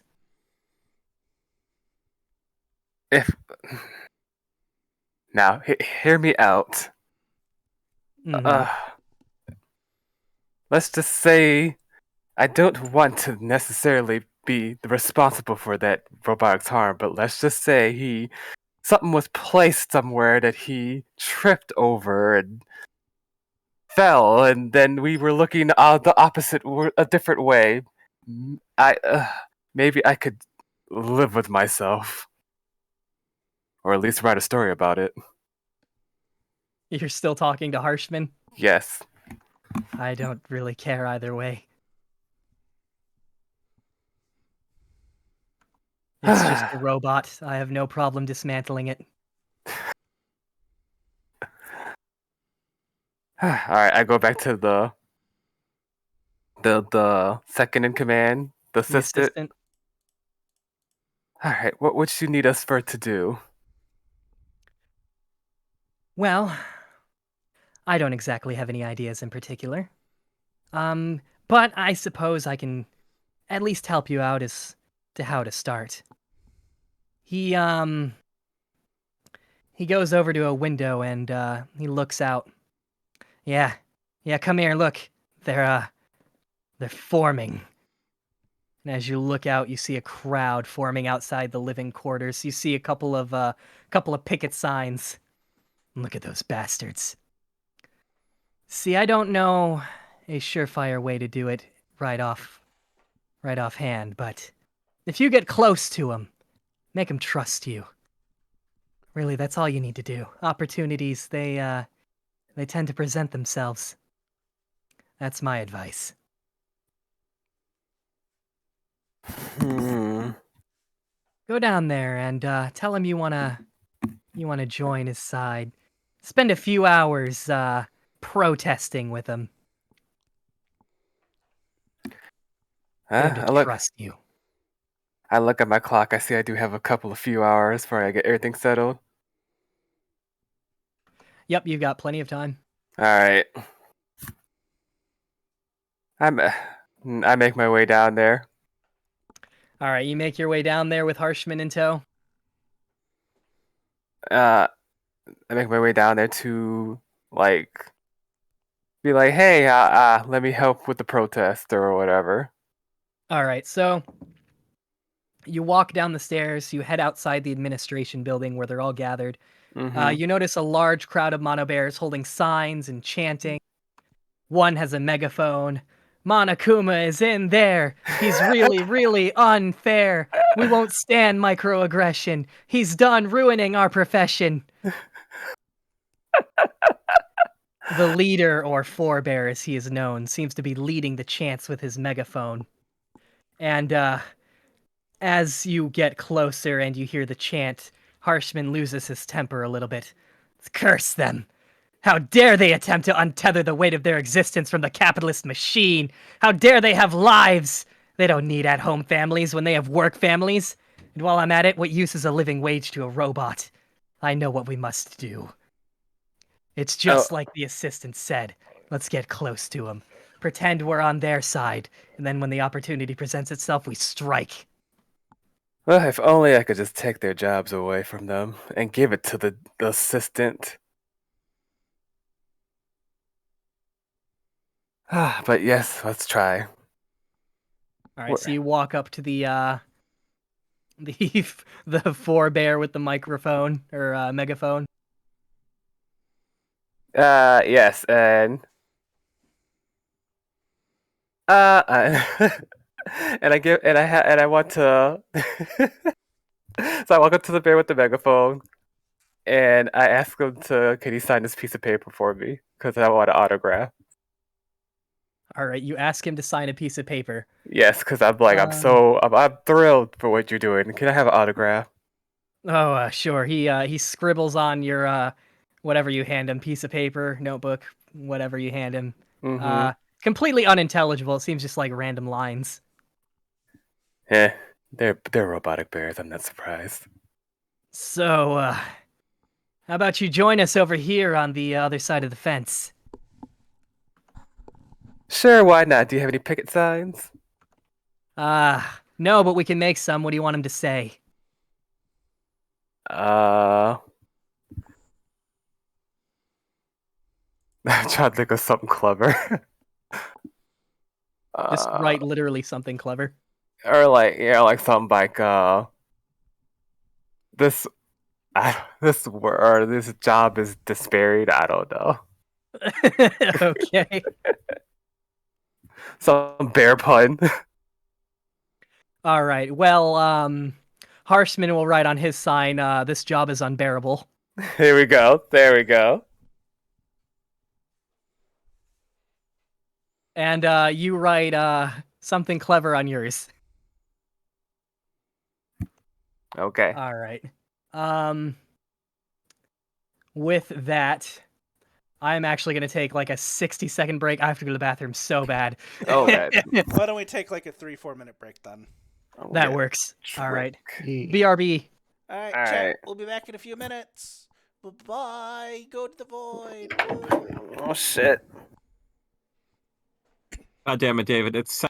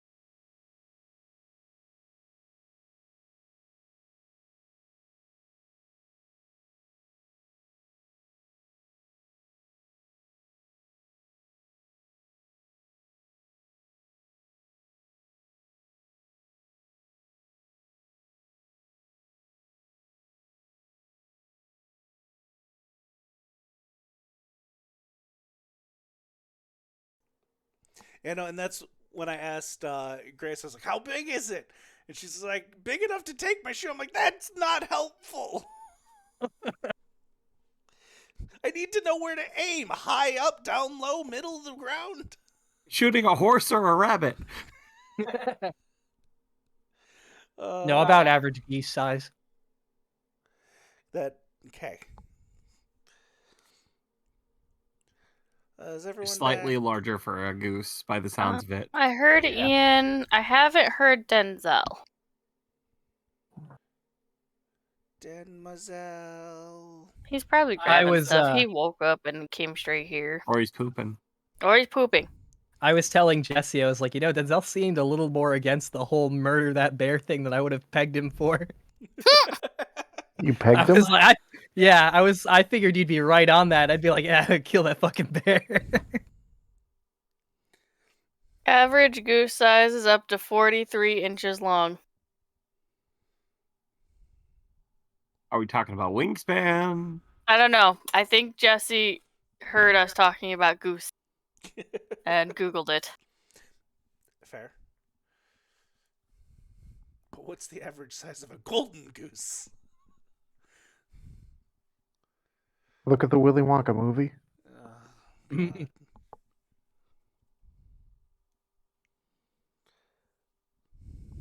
Just remember, if you're short cements, you can 73 always cut inch it open. wingspan. I'm assuming chat can hear us. Yeah, chat can hear us.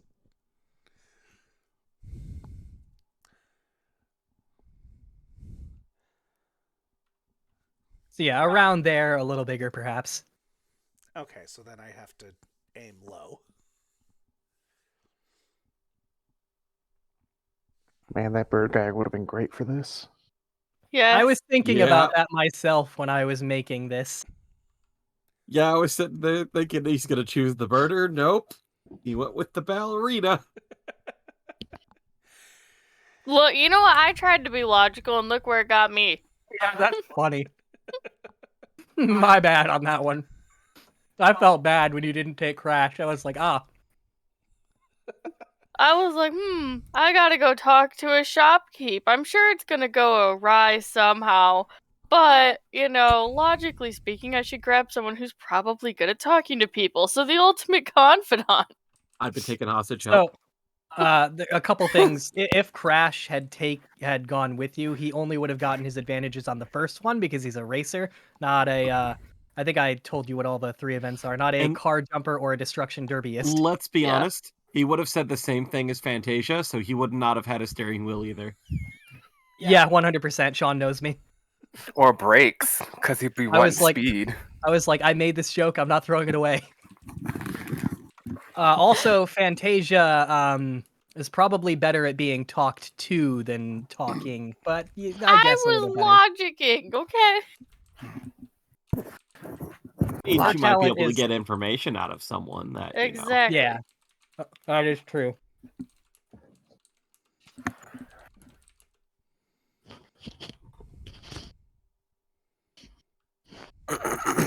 And that wasn't a lie. He was also stressed. Yeah. I didn't want to give him another run-in with the popo. I was thinking about having you guys roll on the table again, but I was like, no, there's too much happening already. The free time table. Mm-hmm. Table. Denzel. Table. He's been back for a minute. A minute.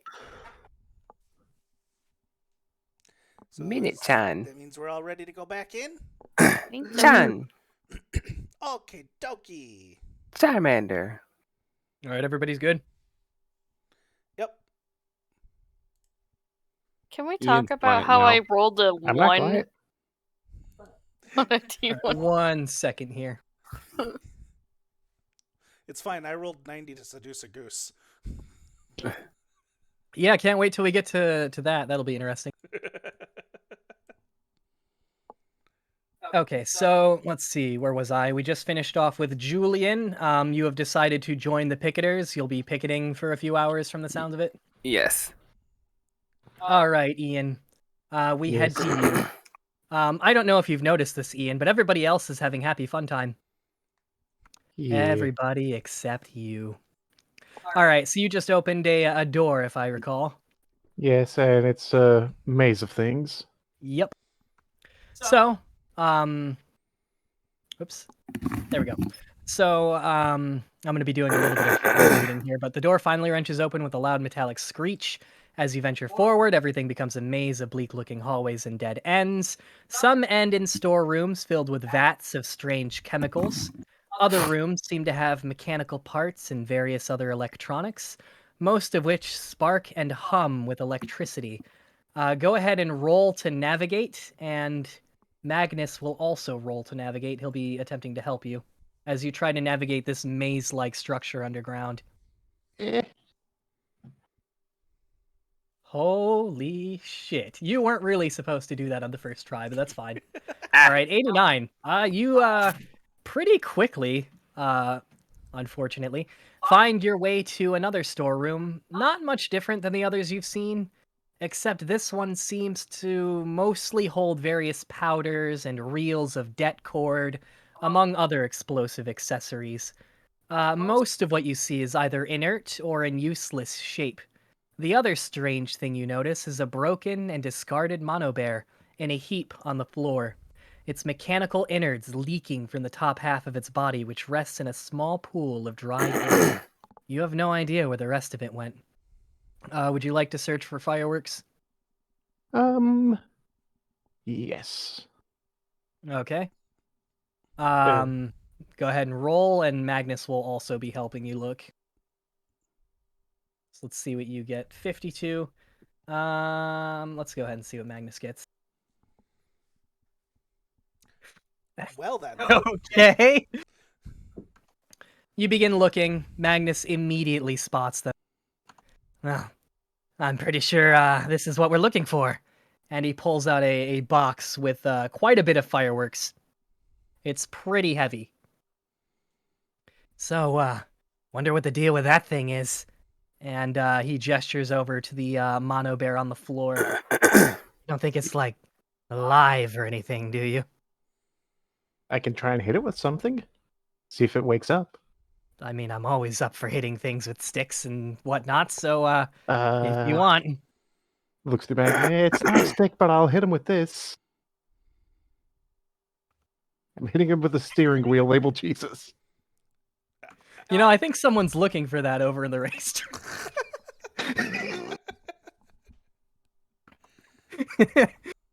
Dead. Not too sorry. funny. I'm dead. That's too funny. All right, so you hit it with a steering wheel labeled Jesus. Yes. All right. Nothing happens at first, but eventually, a few moments pass, and you hear a soft click, and a red glow emanates from the eye that wasn't crushed against the floor.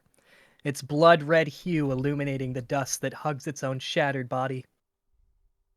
A brief flicker of life remains locked inside a hollow and disintegrated shell. After it shushes you, the ruined bear speaks with an equally ruined voice. Shh! They watch us even now, through the concrete. Always watching. Who? As if in response to your question, the bear gives you a rather strange reply. I loved her. The voice suddenly cuts to a blank static for a brief moment, before returning mid-sentence. Wanted to play. I didn't. I don't like games. Hide and seek is the worst, but we can play.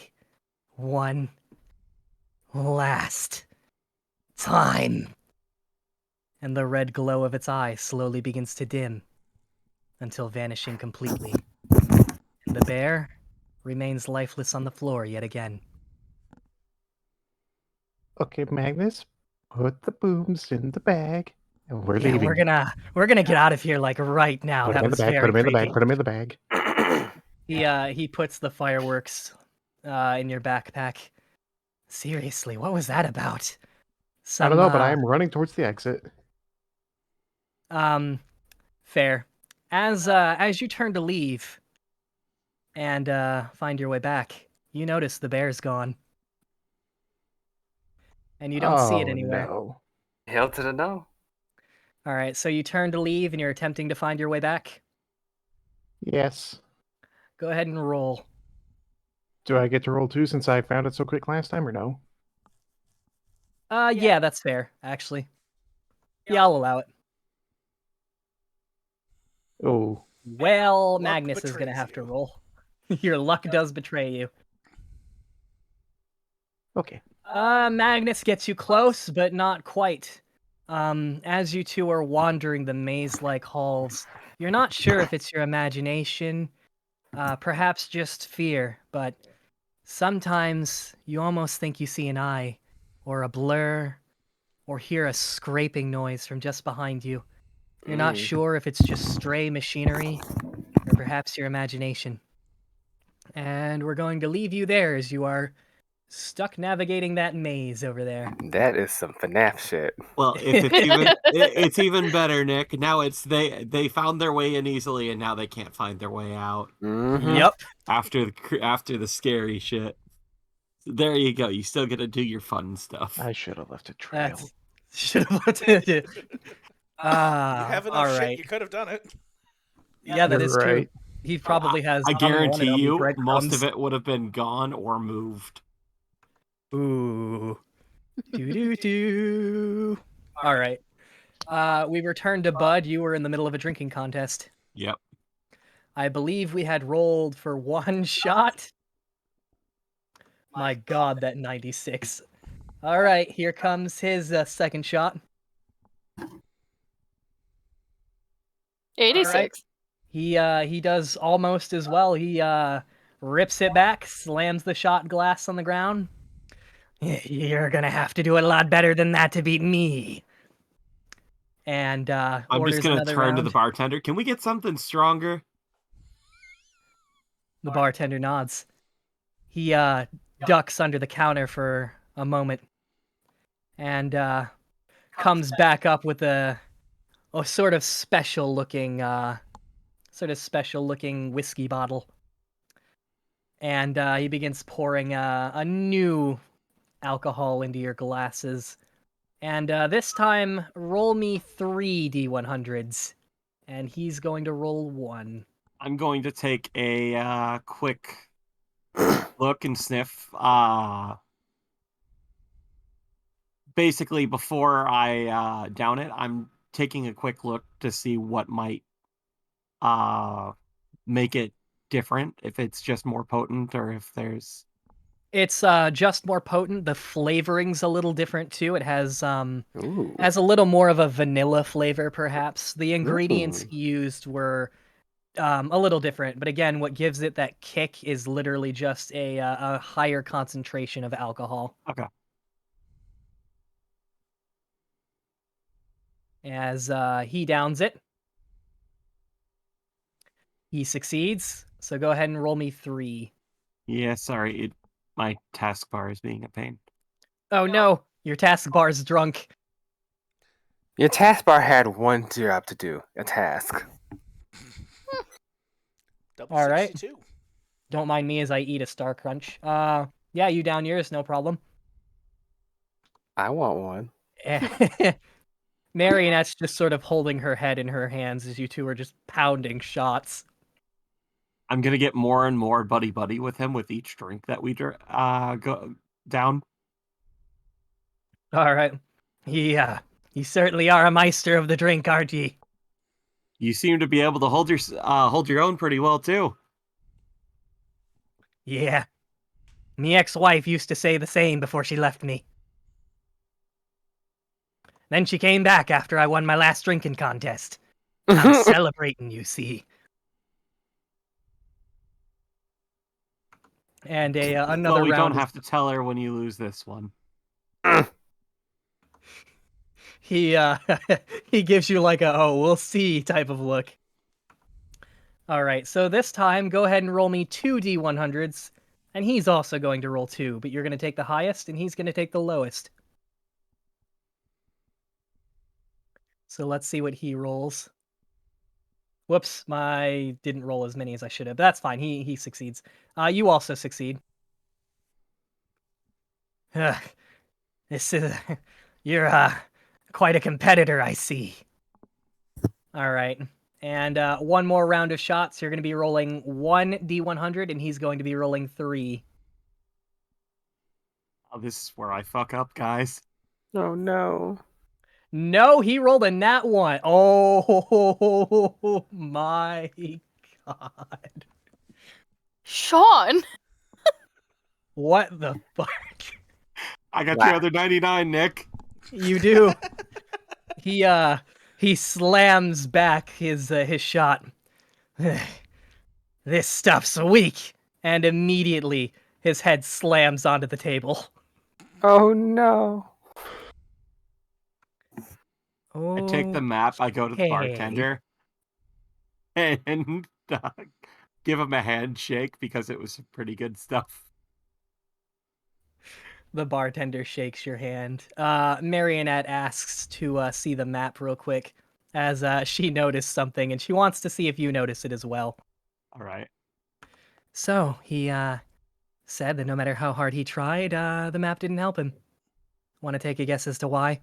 It's the actual reason I was holding my head the entire time. I take a look at the map. Would you like to try and guess the problem, or would you like to try and roll for it, I guess? Although you are pretty drunk, so I don't know about that. He was holding it upside down. You got it. Yeah, he was holding it upside down, I assume the entire time. 200 years and he couldn't figure that out, apparently. But that's fine, we'll just take this. That's because his ass was drunk. That is also 100% true. Julian from the speaker. Well, no wonder he couldn't find what he was looking for. Anyways, let's see. You're still holding the map. Yep. She'll look at it with you. I'm Looks also like holding it upside down. Turn it the other way, please. I'll turn it 90 degrees. She'll sigh and cock her head. All right, let's see. Looks like that treasure is buried on the far northern tip of the beach near a large rocky outcrop. The problem here is that we'll need a couple of shovels. We can either try the shop, or perhaps some of the construction bears around here have some extras.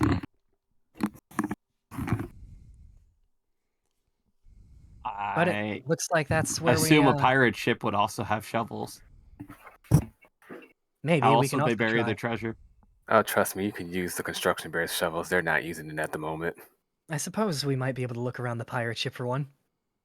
Is that what you Already. attempt to do then? We're already basically here, right? Yeah. Yeah. Yeah, that is true. All right. How drunk is Bud currently? With that 99, I'd say not that much. That's fair. I would say go ahead and roll me 2 dice and take the lowest, and she's going to roll as you begin looking for a shovel. Well, you got an 18 and she got a 54. You find one basically useless shovel. You can probably use it, but it's rusted, it's bent, it's basically broken. Take it triumphantly. All right. Oh yeah, at least where we are, Happy New Year's. It is officially 12 a.m. Happy New Year's. Happy rest New of Happy you- New Year! Yeah, to the rest of you in Happy New Illinois, Year's. though. To the To- eastern people. To you Eastern people. To Eastern Why people, you Happy gotta New Year. say it like it's an insult? You wanna go? Eastern. Let's go. Because I was about to say the state that you guys lived in, and then West. I decided not to. It doesn't West matter. I've side. said it a bunch of times. All right. West side. So you take the shovel triumphantly. Do you begin exiting the pirate ship then? Yeah, I found a shovel, man. All right. As you leave the ship, you hear a periodic beep, the sound of heavy machinery in reverse. You spot a large dump truck and a gaggle of bears. The truck unloads a massive heap of sand, and the bears immediately take their shovels and begin going to work, spreading the sand out evenly. Do you want to try with this, or do you want to maybe see if we can get an extra? Drop the shovel, and I walk over to them. All right, you walk over. The bears are busy flattening out the area as the the dump truck begins driving off to get another load of sand. The bears are hard at work.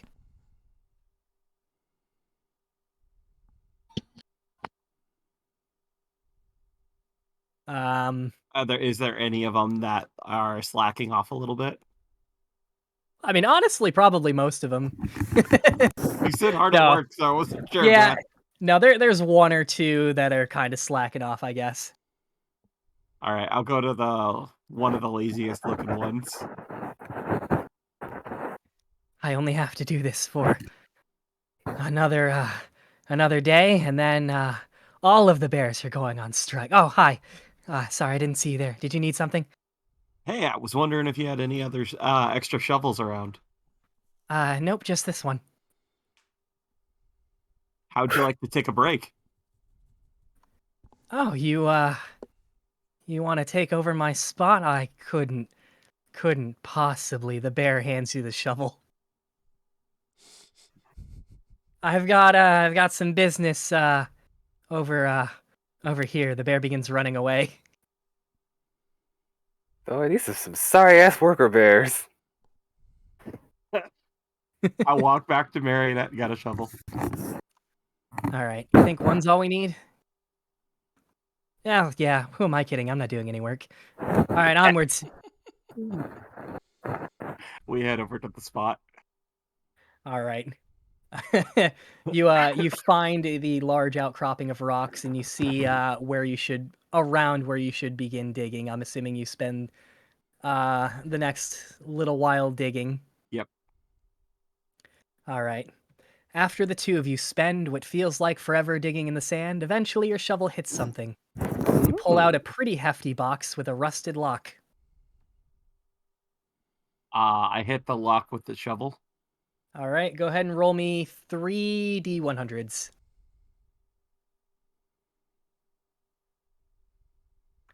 You are really, really rolling well, aren't you? Get it? Yeah, one swing is all it takes, and you expertly break the lock off. You open the large box, and inside you find a giant bottle of priceless aged wine. And we're gonna leave you there for a moment as you've Sure. gotten what you came here for. All right, David, this is gonna hurt me. You just rolled to seduce the duck, I believe. Mm-hmm. Yep. What did you roll for that again? A I'm 90. scared to Goose. ask. You rolled a 90 to seduce my duck. Goose. That sounds hot. Did I roll against your seduce? I don't think I did. No, you did not. No. Let's find out just you how saw the 90 and said, "All right, we're going over to Allison." fair. Let's find out if I can beat your 90. Not even close. Okay. Honk honk. Honk, So a couple of minutes go by, and you see a little ways off. You see a golden duck poke its head out from the brush, and it's holding a rose, and it looks at you. I look at it, and I just slowly bring the gun up and take a shot. All right, roll me a D100. This duck is very, very skilled in avoiding these, you see. Is it a duck or a goose? My immersion is... Sorry, I meant Goose.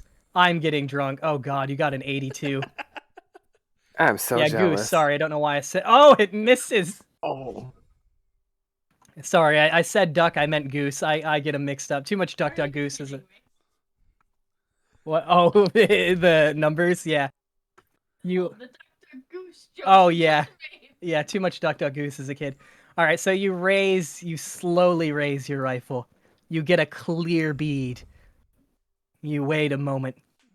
You pull the trigger. The dart flies. You hit the rose that the duck, the duck, god damn it, the goose was carrying. You hit the rose that was in the goose's mouth. The rose is pinned to the tree. The goose looks at the rose sadly. A tear rolls down its cheek. My He God. He knows that the love between you is tarnished. And he runs back off into the woods, letting out slow, sad honks. He heads back What? out into the. He heads towards Just the happened. pond. I really thought that was gonna hit him. So did I. Also, That where was did really he get the close. rose? I'm very confused about a lot of things. Honk. He went towards the water. Let's go. Yeah, As agreed. as I quickly reload the gun. All right. Further deep you go until you finally step out into a clearing. A serene pond that is heavily fenced by tall, marshy plants and reeds greets you. Curiously enough, not too far away, you spot what looks to be a hastily crafted nest. The nest seems to house 4 eggs, golden in color, as well as a certain shoe. All right, new plan. Okay. The goose eventually has to come back to the nest, right? I mean, probably. Hand me a trap. She hands you one of the 5 traps. All right, I am going to quietly approach the nest, Okay. and I am going to place the trap in the middle of the nest and try and hide it. All right. And- Are you touching the eggs at all? No, I am not. Okay. And once it is hidden, I'm going to retreat, and I'm going to wait. All right. You wait. Little while goes by, nothing really seems to happen. Eventually, like the haunting melody of a siren at sea, you hear the goose's honk, beckoning you over to the other side of the pond.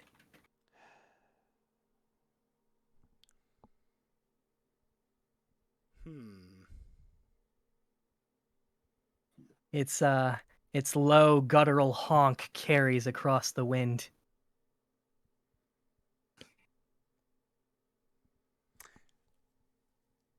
All right.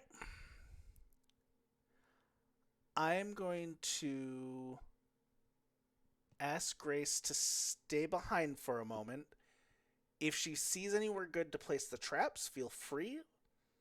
But I'm going to quietly go to the other side of the lake and see if I can't get this stupid goose. She nods. So you walk around to the other side of the pond? Yep, quietly, trying to be stealthily. All right. Stealthily, ever so stealthily, you walk to the other side of the pond. As you round the corner, the song dies away. The goose is nowhere to be found. A couple more moments later, like the haunting melody of a siren at sea, you hear the goose's honk, beckoning you over to the other side of the pond. And a few moments after that, you hear a scream. God damn it. I'm going to rush over as fast Alright. as I can. So you're running over to the other side of the pond? Yep. All right. Yeah, as you round the corner, you see this goose. It has Grace's backpack and is thoroughly dumping its contents on the ground. And as you round the corner, the goose sees you and takes off. I am going to, as quick as I can, as I see it, take the gun and try and take another shot. All right, this one's farther away. I will warn you, you don't really have a good shot at the moment. So it will be a little bit of a tougher shot. Yeah, I'm still attempting to try. All right, roll me 2 dice and take the lowest. Yep. A 14. Ooh. Wasted 95. The shot goes wide. You run up to Grace, I'm assuming. Yep, I run, make sure she's okay. He took my backpack and dumped everything on the ground. I help pick up her stuff and put it in a nice pile. And then put it in my backpack and let her hold on to my backpack. All 'cause I right. didn't have anything in mind. All right. As as this happens, the goose comes back. You see it a little ways, and another honk is heard. It's mocking you. It's still a ways away, so not close enough for you to have a good shot, but it's honking you. You see it disappear, and eventually, like the haunting melody of a siren at sea, you hear the goose's honk beckoning you over to the other side of the pond. Are there bushes nearby? Probably quite a few bushes, yeah. I'm gonna jump and hide in some bushes and ask Grace to hide behind me. Okay. Both of you dive into the bushes. Yep. And then I just start going quack, quack. Quack? Yep. A All very right. menacing quack, like territorial quacks. Oh, I see. Okay. Roll to intimidate. How many dice? I'd say probably about 3, being a DM. I'm sure you've made a lot of quacking noises pretending to be a duck. I'll allow it. All right. You're gonna get me even more confused than I already My am. entire Oh, jeez. campaign where we fought against the 92! baker. Right? Hero, what? Unfortunately, this goose here is an alpha. And he is not so easily frightened. Apparently he is. You see the goose as you make these demonic, aggressive, territorial quacks. He begins looking around. You think you see a hint of fear in its eyes. You're probably the first person to ever see that from him. He begins looking around hurriedly. He begins spinning around, all paranoid-like. His eyes, they fixate on the bush that you're in, you and Grace. The goose slowly starts backing away. And, disappears for a few moments. He disappears behind the curtain of reeds, and the curtain of reeds that sort of cover the view of the pond. A couple minutes go by, and you hear honking. You hear more than one. You hear several. Slowly, out of the pond, a gang of five geese with their golden leader. They come out, and they slowly begin walking in your direction. Good. I need clarification. Is there only one golden goose and the rest are just One normal golden geese? goose, the rest are normal. Okay. Oh, Just had to make sure. I'm That like, would've you been just hit a smorgasbord. So the the geese are approaching. Yes, one of them, for some reason, has a baseball bat. Oh my! As soon as the golden one is within a comfortable range, I am going to take a shot. Okay. So what happens? They begin walking towards you as a gang. Eventually, probably about 50 feet away. The golden goose, almost as if it's speaking to the others, he honks and he sort of points with his beak. He stays back, and the other 4 start coming closer to you. Okay, hear me out, says Grace. Let's grab a couple eggs right now. If we run, then we can come back under better circumstances. After the party of geese goes back to wherever they came from. Do you still have some of those traps? Yeah, I think I've got 4 left. Hand me one Just real as quick. many as there are geese. Yeah. Quickly, She'll hand you.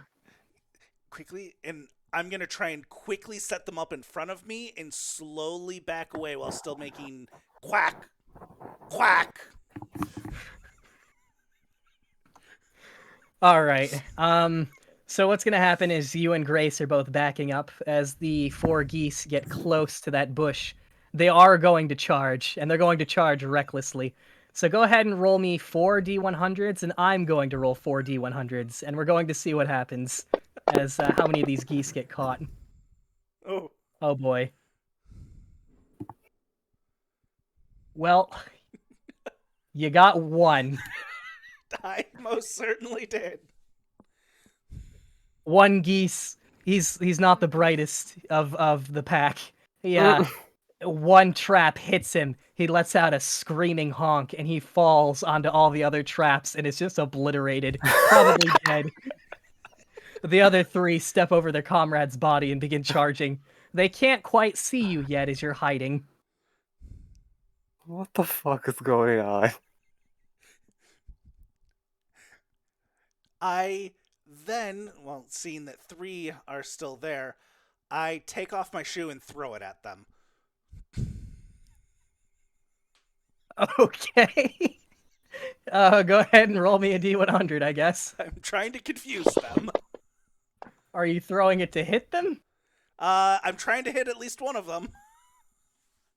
Let's see how this goes. You throw your shoe. One of the geese catches it. These are very Grace dexterous. is panicking. I really think we should retreat. Grace, run. Just go. I got this. She does run. The goose are catching up to you. I then grab my foam sword, stand up, and say, "Down, foul beast!" Wilson told me I keep mixing up goose and geese. It's fine. So you're attempting to engage them in combat, I'm hearing. Yes. All right. You stand up. These 3 geese, they circle you. One has a baseball bat for whatever reason. The other has a shoe. The other one doesn't have anything at all. The 3 of them begin circling you. One charges. I go to hit it with my sword. All right, go ahead and roll me a D100. Nick, you're supposed to roll low. You go to swing. The goose is practically on top of you. It takes your other shoe and knocks you down and runs off. The other 2 geese, they begin circling you, ready to pummel. One with the baseball bat begins slamming the baseball bat on the ground repeatedly, aggressively. Alright. I quickly scramble, grab the gun again, stand up, and I am going to try and break through the geese that are circling me and just quickly try to take a shot at the golden one that is behind them all. All right, you try to break through. Go ahead and roll me to see if you actually manage to break through. Even if I roll higher, you can still do it, but you might take a little bit of damage, we'll say. So we'll say, why do I keep rolling? So, you almost got there. You get bit a couple times. A wing hits your head, almost sort of knocking you, not unconscious, but you're definitely dazed. As you're dazed, because of story reasons here, go ahead and roll me 5 D100s, and I'm going to roll 5 D100s. And you're going to take the highest, and I'm going to take the lowest. All right, here. 1, 2, 3, 4, 5.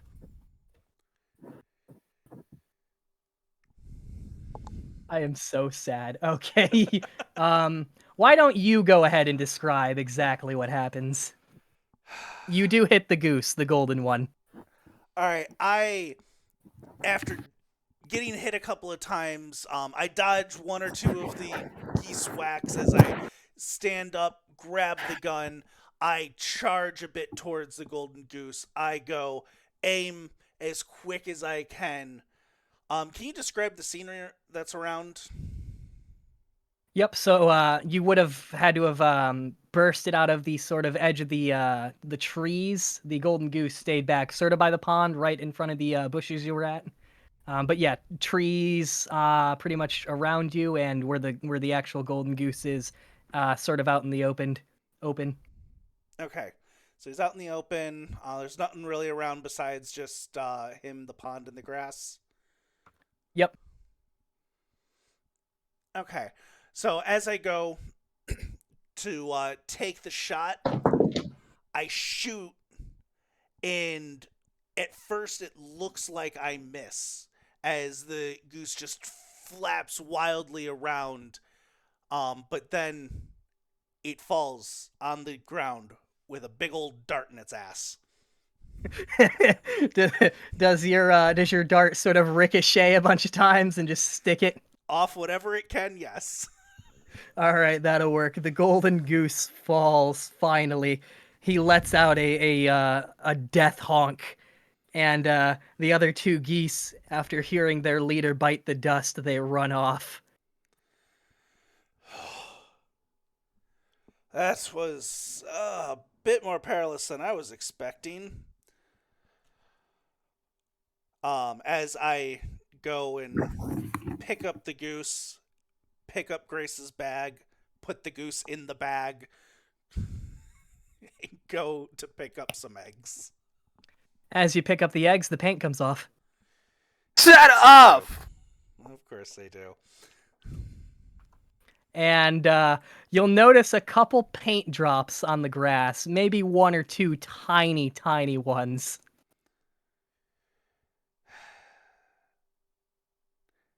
I pick up the goose again. Is he painted as well? Nope, he's a real golden goose. No paint. So the fucker is his golden eggs.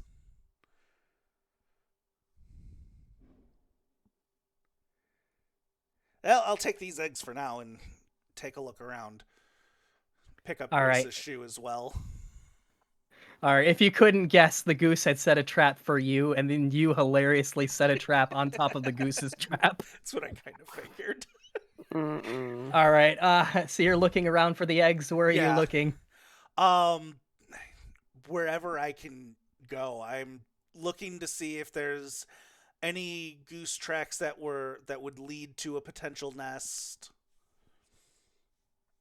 All right, go ahead and roll me a D100, I guess. We'll see how you do. How about a 95? Yeah, that's good enough. As you pull back some of the reeds to the pond, it's kind of hard to see because it's just barely raised above the water.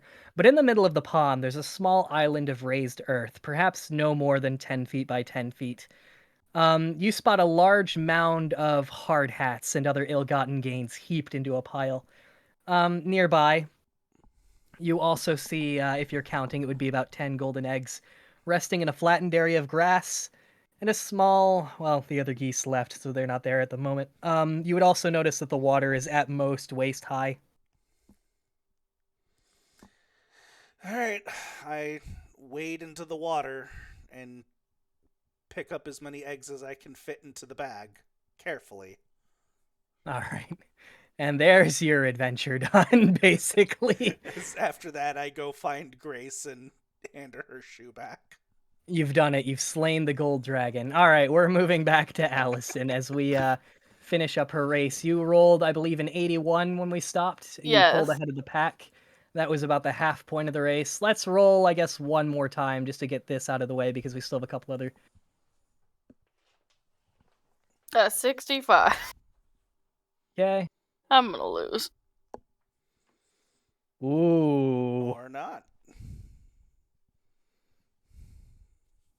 All right, so as the last lap sort of comes into play, Fantasia, from out of nowhere, slams her go-kart into the police officers, into the mono bears.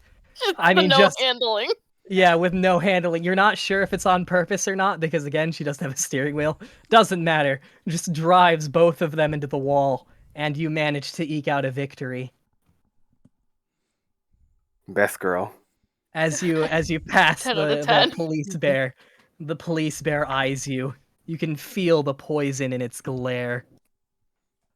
You see the police bear start writing something down on a notepad, and sticks it to Fantasia's forehead.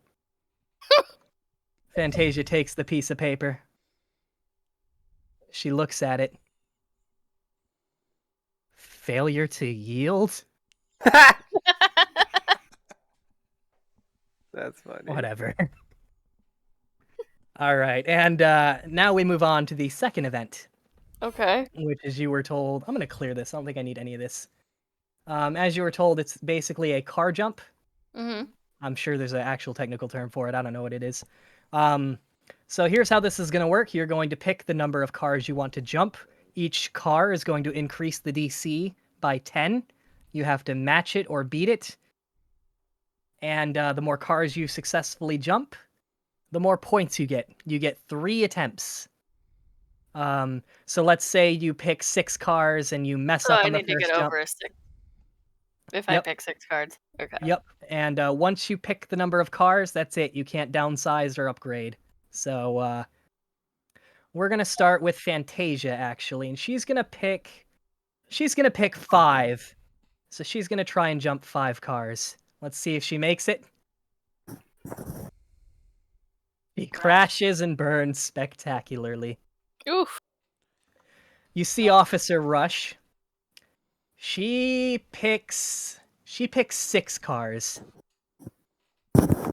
So as her turn comes up, Also. wow, Burn. she crashes. All right. Go ahead for how many cars would you like? 5? 5. All right. Go ahead for your first attempt. 50-50 shot. There you go. Wow, you definitely clear it. You clear it and then some on your first try. Get it. You get bonus points for it being your first try, and the crowd goes wild. Not a good teacher. Fantasia comes up for her second. She clears it even better than you did on her second try. And Officer Rush goes for her second attempt at 6 cars. And she clears 6 cars by quite a bit. Hmm. Boo. Julian has that- made his way to the crowd. Somehow. After that event is completed, Officer Rush placed first, you placed second, Fantasia placed third, and the bears placed amongst themselves, this sort of autonomous racing bears. Mm. And the crowd favorite is about to begin, Destruction Derby. Okay. All the cars are lined up in a circle. The announcer begins talking about how this is going to be quite destructive, and this is a crowd favorite. And the countdown begins. As the countdown begins, you hear tires screeching as bears, begin slamming on the gas pedal. What's your strategy at the beginning? Are you aiming right for the center like most people, or are you going to try and sort of duck around the back and try to avoid everybody? I was gonna say defensive, so Drive defensively, I see. I'm not gonna go right for the main thing. All right. Go ahead and roll me a D100. That makes sense. As you begin driving defensively, Please let Fantasia do better than me. one of the random autonomous bear bots sort of slams into you. As he does so, he gives you not one but both middle fingers. As your vehicles come to a stop, he begins pressing on his gas, attempting to push you against the wall. Mm. As that happens, we're going to see what Fantasia's doing. She gives no fucks, and she's going straight in the middle. And Go! taking out quite a few bears as she does. She slams into multiple bears, causing them to spin out. One gets knocked over on his side. He's completely out of the match. And Officer Rush, she also goes straight for the middle. See, I was right to avoid it. As she's driving, the other go-karts are just getting obliterated. She's slamming into everybody. One person runs into her. She quick hops out, handcuffs them, places them in front of her go-kart, and then runs them the fuck over and begins driving along her way. You're being slammed against the wall. Go ahead and I'm assuming you're trying to get out of that, etc. Go ahead and roll me another D100.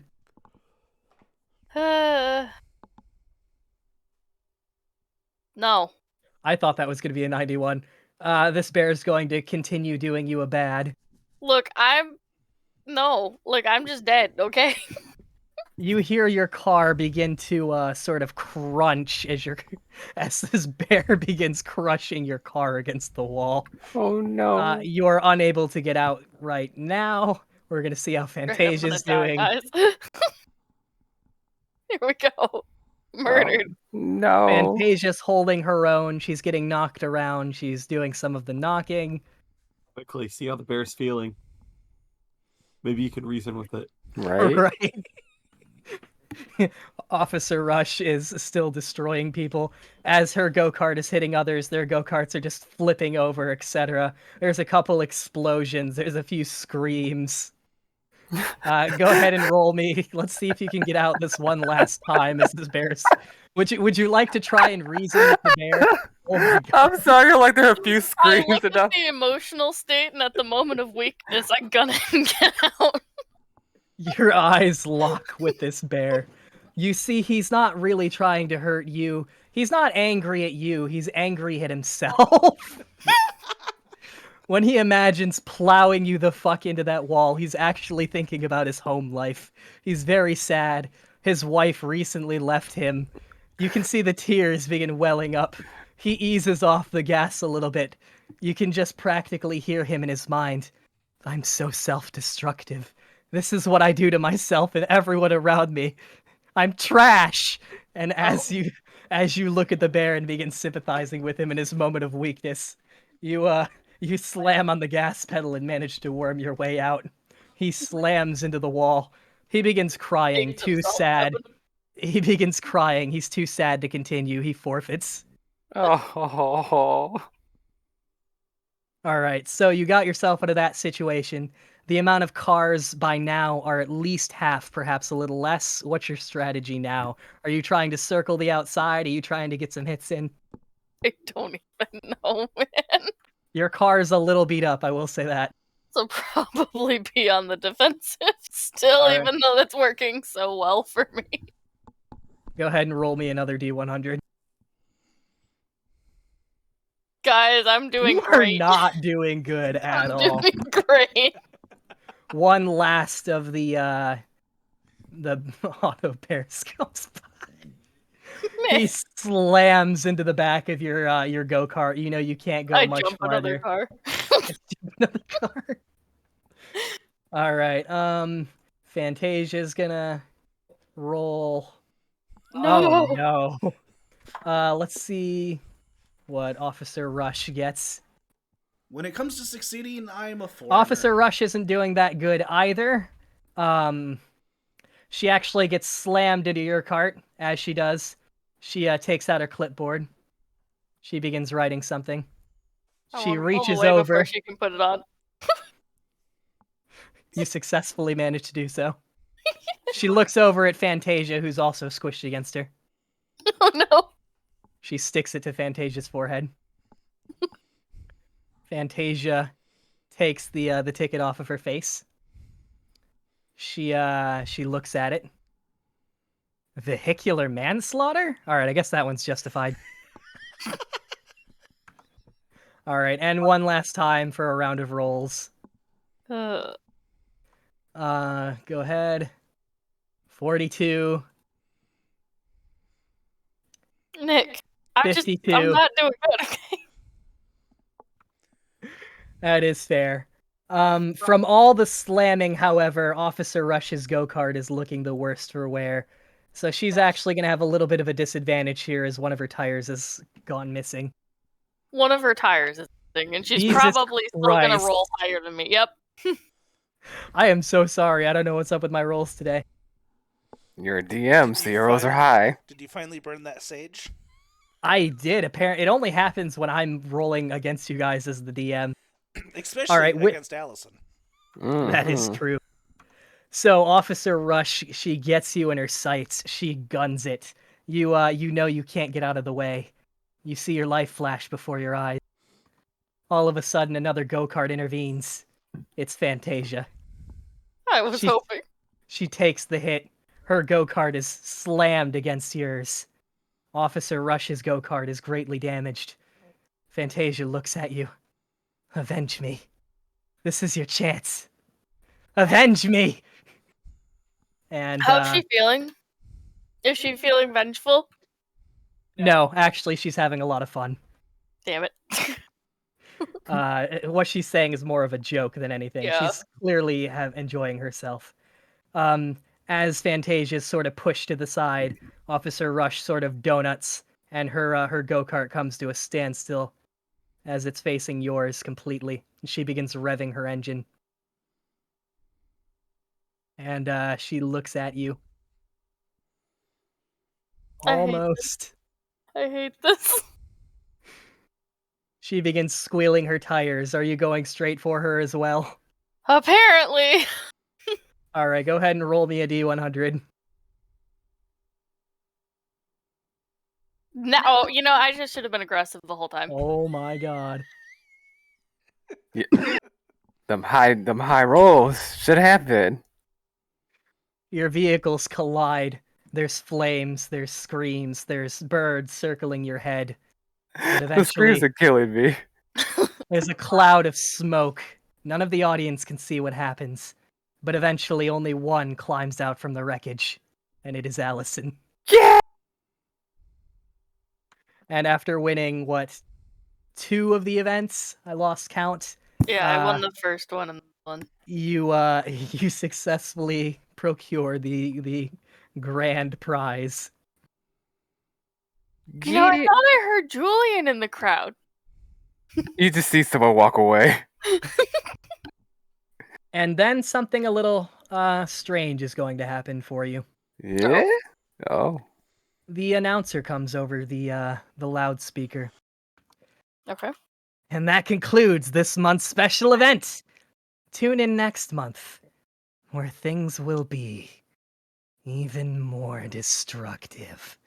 As the bear finishes that last sentence, the music from the racetrack seems to shift off key for a brief moment, as does the announcer bear's voice. Suspicious. I'm assuming after that you take your winnings and head back with Fantasia in tow. Yeah. I'm making sure Fantasia's not hurt. No, she's fine. Okay, and from that, your thing is pretty much done. We're gonna head over to Julian. Yay. All right, so you spend a couple hours picketing, getting real close with the bears, and eventually the forebear comes up to you. Hey, I think it's time you prove yourself. I want to test your sincerity. He holds up a piece of paper. Here's a list of our demands. Make sure you deliver this to Monokuma. If you can't find him, just take the stairs to the 5th floor of the living quarters. The elevator straight up won't take you there, so you'll have to climb the stairs. Once you knock on that door, he'll come running. He'll probably have a heart attack. Nobody's allowed up there, not even us. All right. So you take... All right. With Harshman in tow, I'm assuming you head straight up to the 5th floor via the stairs and knock on the door you know is off limits. Yeah. Oh, it's off limits to everyone, even us?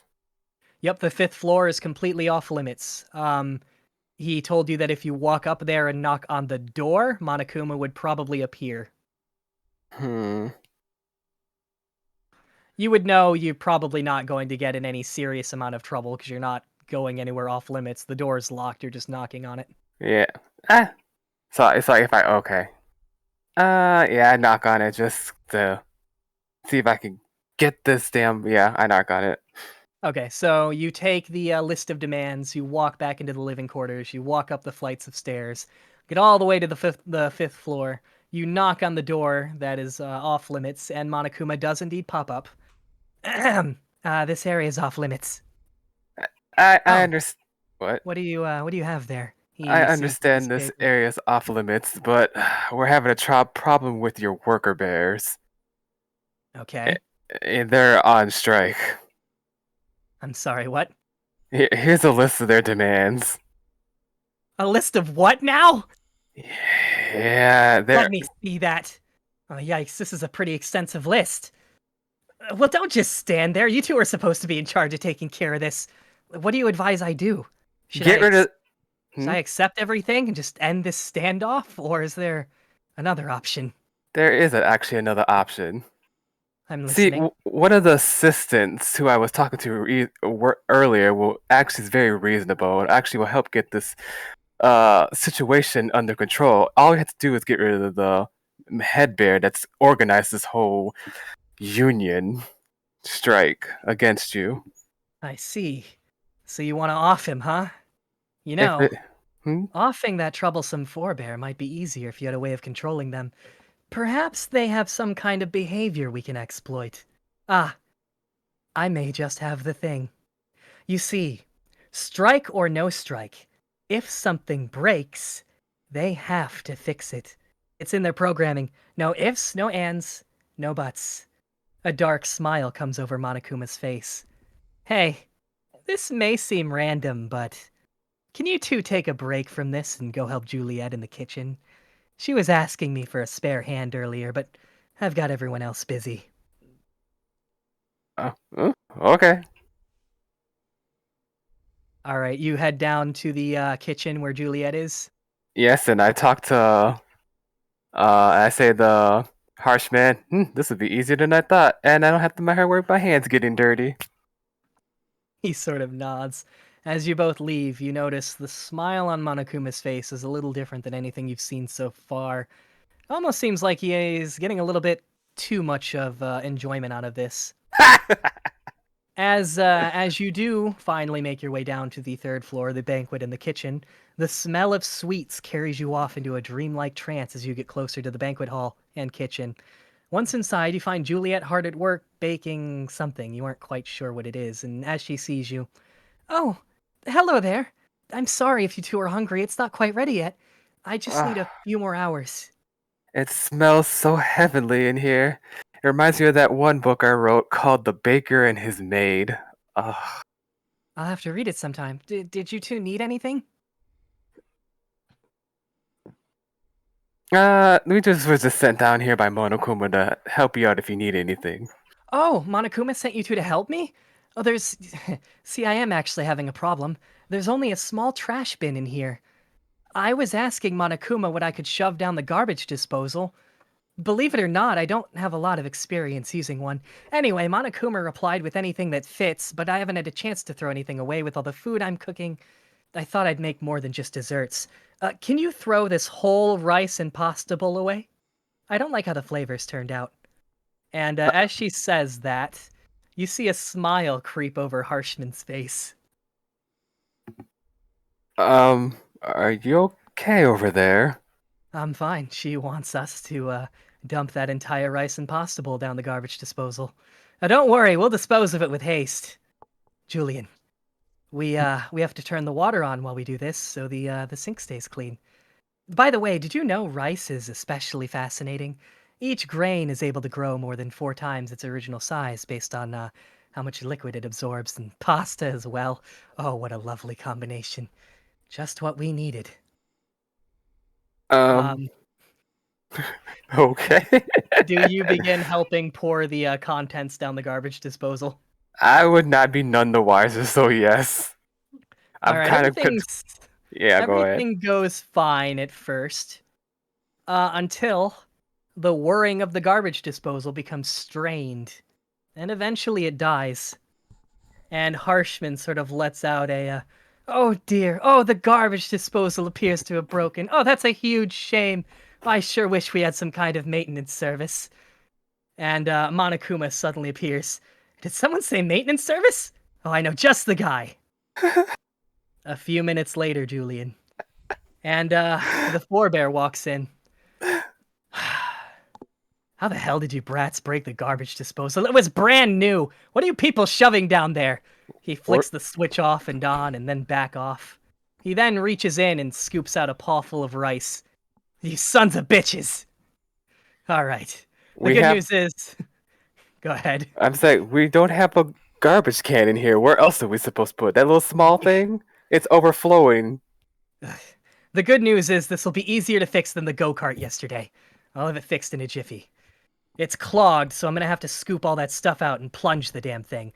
Before I do that, though, I'll have to leave for a few minutes and grab some gear. When I get back, I'll have to turn the power off to the disposal using the electrical panel over there. Shouldn't be too hard. Everything should be labeled correctly. I'll be back in a few. And, he leaves. Do you do anything? Can't believe I'm gonna do this. I'm gonna look at the electrical panel. Alright, you see the electrical panel. Everything seems to be neatly labeled. Harshman seems to have an idea. He's sitting back and seeing what you do, though. How? So everything's neatly labeled, right? Everything is neatly labeled. How easily are those labels taken off? Pretty darn easily. Harshman nods as he sees you fiddling with them. Well, this is very out of my character, but I need to get this park done.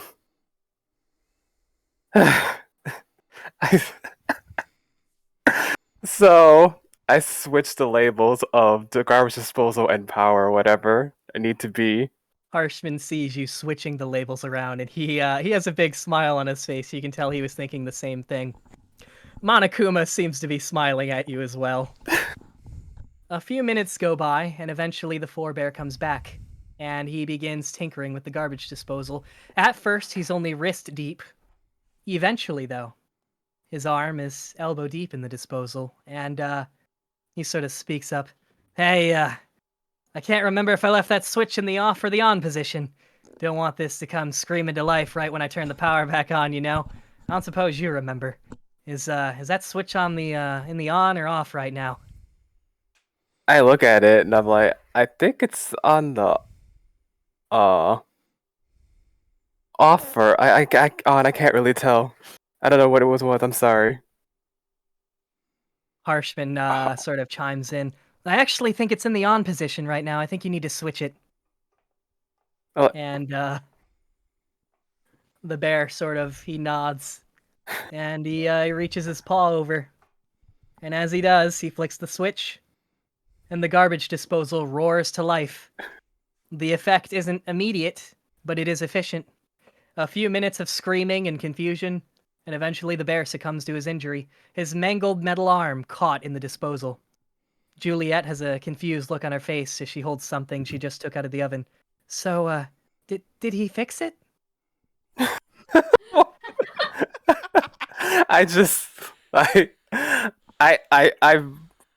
actually am surprised because it's like I know what I did, but I'm just like shocked, and so I put my hands over my face, just like shocked, like in awe. I was getting one of you to commit murder today. I don't care who it was. Technically, I've succeeded twice. All right. As that happens, we're gonna go around as everybody's completed their stuff. Let me find Ian. Mostly completed, I say. Ian, you were attempting to navigate a maze. Go ahead and roll me a D100. Oh no. You are determined to stay down there, aren't you? No. Well, Magnus is gonna roll. Magnus kinda wants out. So as you guys are navigating the maze, eventually Magnus leads you out. And back to the elevator. There would have been a lot of running and screaming as the shadows of your mind sort of take hold, and pretty much everywhere around you think you see something. You reach the elevator. He's panting. I would assume you would be panting and out of breath also. Yes. Well, let's promise to never do this again. I'm never coming back down here. Done. And you two get on the elevator. Yep. And I'm assuming you start it. Yes. The elevator lurches and begins to ascend. Eventually, a few dying sunbeams become visible from overhead. As the elevator pulls above ground and comes to a halt, Ian, a familiar figure is waiting for you. Well. What do we have here? Operating an elevator without a license, I see. What? Tell you what, you hand over those fireworks you got, and I'll let you off with a warning. Otherwise, his hand hangs above a stun gun clipped to his belt. Officer Sheriff, ultimate gunslinger, will teach you the darker side of justice. Okay, what do I do here? Oh, there's an idea. Okay. I put my hands up in a mock turn and say, okay, you win. And I set the bag down and open it. They're in there. Go for it. Don't try any funny business now. Magnus also would have raised his hands and sort of backed off. They're just in the bag. I'm gonna open the bag. They're near the bottom of the bag. Near They're the bottom pretty of the heavy. bag. All right. Let's see what you've got in here. Yeah, he begins rummaging around. The first thing he pulls out is a reverse card. As he looks at the card, I try to shove him in the bag. All right. Go ahead and roll me a D100. Oh my god. Yes. Ooh. Not that there's much of a chance. He's going to roll. The problem is you have an advantageous position as he's probably leaning into the bag already. Yep. So he's going to roll 3 and take the lowest. And God, if he somehow beats you. Looking at a single Uno card going, why the fuck is this here? Yeah, exactly. He's like, he pulls out the Reverse. Uno card and he's like, reverse, what does that mean? And you shove him inside your bag. You hear some screaming. I close the bag. Magnus sort of, well, that's one way to deal with that, I guess. All right, I guess he's the one in jail now. He's got to deal with the chicken in there now. I'm not even going to ask, Magnus says. Are you going to let him out anytime soon? Does he need air? No, he's a robot. Of course not. He should be He'll fine. be fine. Yeah. It's fine. Backity back back. I'll probably forget about him. You'll probably forget about him. All right, well, I need to add something to the table after this session's over. What? No. Oh, no. that's awesome. All right, you two head back to the living quarters, I assume. Yep. All right, there's that. And last but not least, Bud. I'm sure you thought yours was over. Why can't I find your actual, 1 second. There we go. I had it clicked off, apparently. All right, so you had just found what you needed. I'm assuming you put it in your backpack. Yeah, after looking at it and making sure that the seal didn't break, that it looks like it didn't go bad. Yep, it does look a little on the old side, as fine wine normally is, but other than that, it looks like it's in fine condition. You said you were putting it in your backpack. As you do, Marionette says, be careful with that. The last thing we need is that breaking. That being said, we should head back. We got what we came for. I show her the inside of my bag, and she sees a number of other bottles. Ah, well, fair enough. All right, I assume you start heading back? Yep. As you both near the gate, you see a lone figure waiting for you. The tallest of the Mono Police. As you approach, he speaks up in a voice so low and powerful it's almost demonic in its caliber and shade. Looks like the boss was right. Filthy troublemakers. This is going to go one of 2 ways. You can hold out that bottle, and I'll crush it with one paw and we'll be done here. Or I can take it from you. Which one is it going to be? I'm gonna take a swig for my flask. Alrighty. And say sorry, I can't waste a good drink like that. Alright, you take a swig from your flask. The bear grabs his head with both paws. I have a confession, if I'm being honest. I was hoping you'd pick option 2. And, suddenly, his muscles shudder and pulse. His body expands rapidly. His form splinters and weaves back together into something almost alien. Standing 15 feet tall now, an absolute wall of raw muscle stands before you. An absolute Adonis of a bear. His uniform mostly split and tattered on the ground. Officer Armstrong, ultimate strong man. If it's the last thing I do, I will smash that bottle. He raises his arms and slams them violently on the ground. The ground itself shatters in a large radius, and a massive dust cloud is kicked up, obscuring everything. And what would you like to do as that happens? As the dust starts to come up, I'm going to pull out my whole ass whiskey bottle. And I'm gonna shove my backpack into Marionette's arms. And I'm gonna down the fucking whiskey bottle. Okay. Just a, 1 second. Alright, just any of the random whiskey bottles in your bag? One of the strongest ones I have. Alright. If you want to message me, you can tell me which one.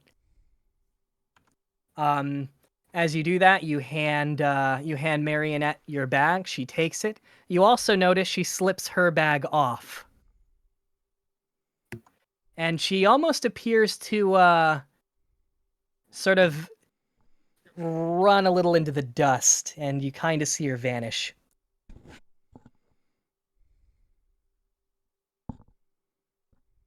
Ah, okay, I see. That is fair. All right, as the dust clears out, you see the absolute Adonis of a bear. He seems to have a backpack under his foot, and he goes to step towards you, and as he does, he trips and falls, and he crashes to the ground. Doesn't necessarily knock him out or anything, but it definitely bruises him. And you and Marionette, or Marionette at least, sort of begins circling him, trying to look for a way past him. You have the key card, of course. Mm-hmm. And you feel the effects of some pretty potent alcohol begin taking over you. So he's on the ground in front of me, right? Yep, he is currently on the ground, and he's having a hard time getting up because he is top heavy. All right, so I'm going to start stumbling towards him, trip and elbow drop into his fucking neck. All right, roll me, we'll say 3d100s.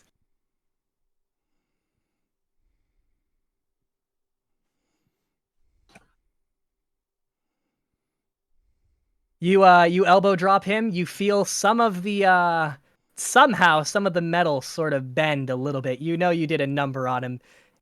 His head begins sort of making a static noise, almost like Monokuma when Monokuma was damaged. The bear attempts to throw you off, but as unpredictable as your movements are, you just sort of step away. And the bear stands up and towers over you. I'd like to get out of here, says Marionette. I did what I can do. Actually, wait. You know, fighting is so overrated. Why don't we just give him what he wants? And you notice Marionette pulls out one of the other random, not valuable whiskey bottles in your backpack. And she offers it to the bear. And she's going to attempt to sort of deceive him.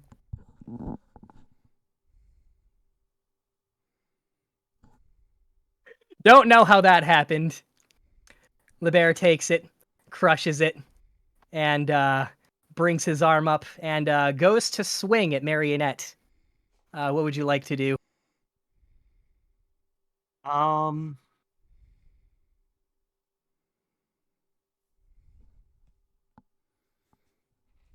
Where am I in position? Not too far from her, pretty close. Maybe like an arm's length away. She had gotten close because she had placed her backpack under his foot as the dust cloud came up, and you had walked over and elbow dropped him. I'm gonna stumble and bump into her to basically knock her out of the path of his fist. All right, go ahead and roll me a d100.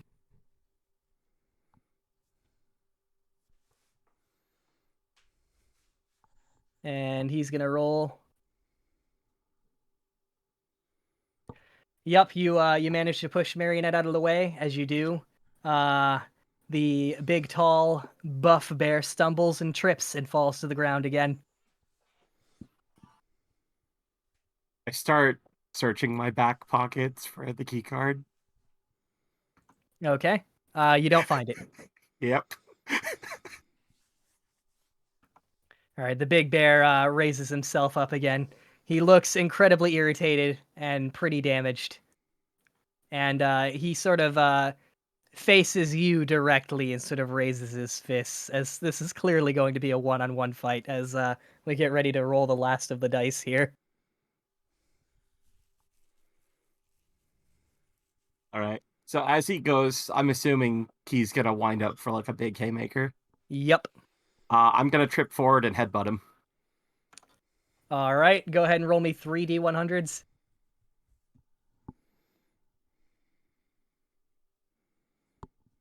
He swings, you just barely duck in time, you trip, you sort of sail through the air a little bit, and you just smack his right on his nose.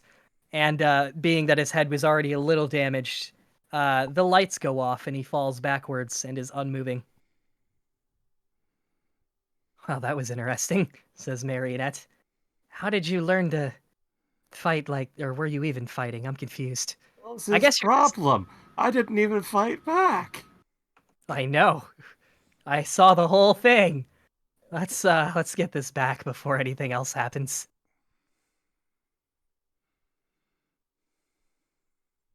I follow. You have the key card, right? Continues to search back pockets.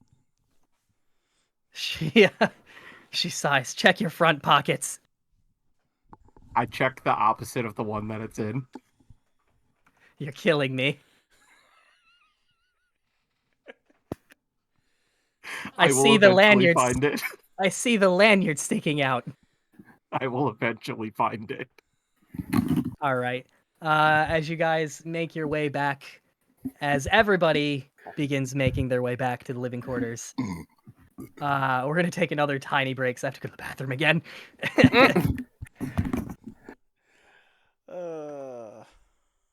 I don't know if you wanna do like everybody or just me, but I'll be back in like a minute. It's just a quick break. Allison.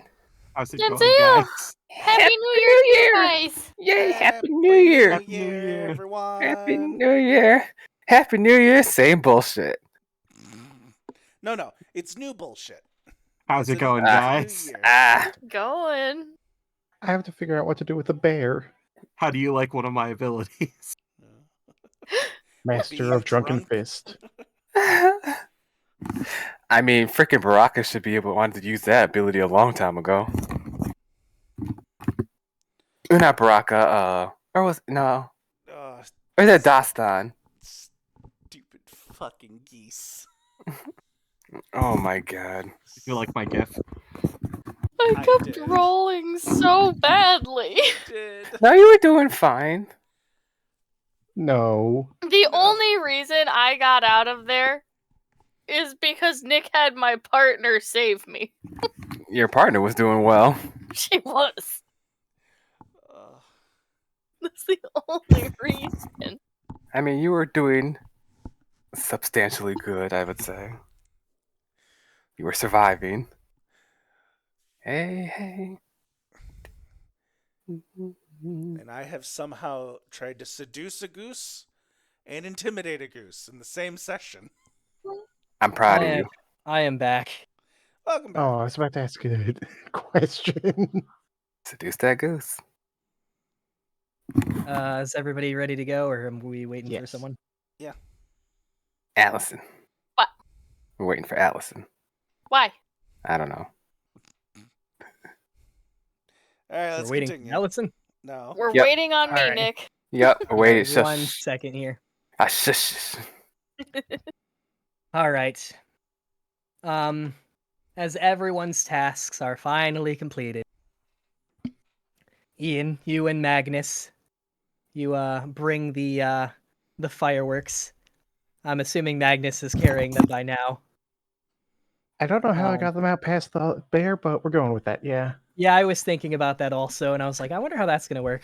We'll just say you. No, that wouldn't have worked. You know what? The bear is lost inside your backpack. It's that big. He's fighting the chicken. He's fighting the chicken currently. Yeah. You Is he deliver. fighting the chicken or giving the chicken tickets? Gluttony stomach. Let's see. Bok, bok, bok. Yeah, he would be giving him tickets. Like, what's some Aw. funny tickets I could think of? Failure to yield. Does that work for a chicken? Probably not. Noise complaints. I mean, noise complaints, right? Existing, breathing, Not all tasting that good. good stuff. Not tasting good. There's probably some copyright infringement. The Not bear s- probably has it backwards. But, Needs you know, more seasoning. needs more seasoning. You and Magnus hand Monokuma the fireworks. All right, this is just what we need, says Monokuma. And he sends you off to sort of join the others with decorating. And as that happens, I am actually going to have to take Ian over to the other chat and tell you what you learn about Magnus, as this is where you get your secret. Okay. Actually, can you actually just join Monokuma's office, or do I actually have to drag you? You should be able to join, right? You don't have it locked, so anybody can join. Heck yeah. Just meet me over there real quick. Even we could join. We could. do it, but we're you'll not going die. to. Dude.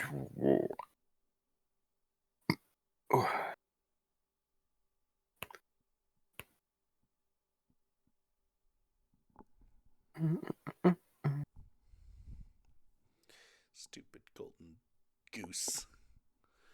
Them fake eggs that have been painted. I had a feeling when I set the trap and I'm just sitting there like, he's not going for it. That's a trap that the stupid goose laid. A trap within a trap. But it's fine. Oh. Okay. And next, I'm going to take Bud. So go ahead and meet me over in the other channel.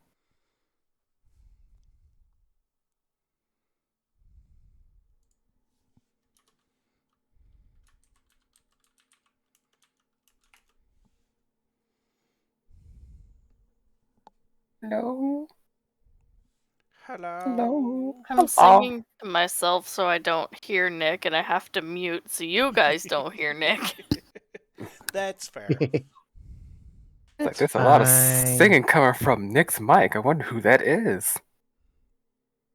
The world may never know. No, there's just a lot of death. Oh. We just don't know Death. it yet. Ooh, death singing. Death metal. parade. Death metal? Oh. That's death metal. No, Denzel. Death parade. Hey, Dave, Everybody, put your do you hands need a up. bear? No, we do not. You keep that bear in there. You want to Ugh. bribe me to use him on someone? I will say though, when he was describing the bear that was fighting Bud, and he said he was Armstrong, I was just like, please tell me there's sparkles. Oh my god, that so many feels in that. Is Nick muted? Nick, Yes. No, I shouldn't yeah, be. he's muted. I can't hear him. I should not be muted. You're You're not not muted now. now. Nick, I can't hear him you. at all. At all. Just too. My my mic sometimes cuts out like briefly. It's still cutting out.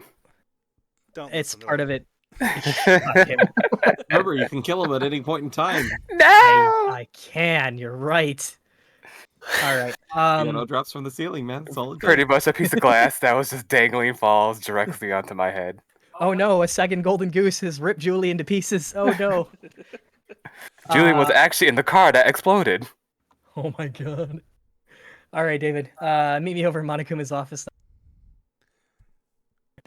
All right, that was fast. Okay. Yes. So you hung out with Grace, so you get her second secret. So, not only am I physically frail, my immune system is also weak. Because of this, I can tend to be a germaphobe. So that's her second. Okay. And with that, head back over. Okay, and now I need to drag Allison over as she learns Fantasias. That was fast. Oh.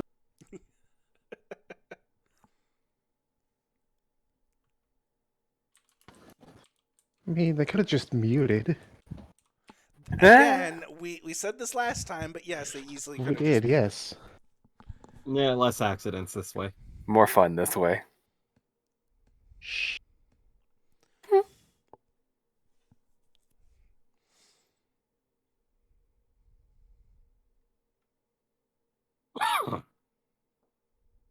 No, Sean, Blah. not Stop again. the dying. Stop it. You stop that now, sir.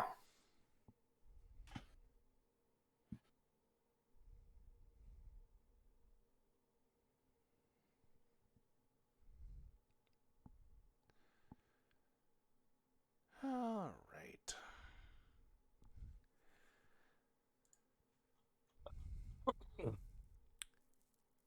Oh, Meep, well, Juliet, meep.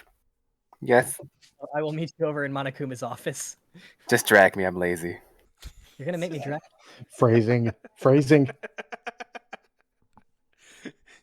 Phrasing is everything.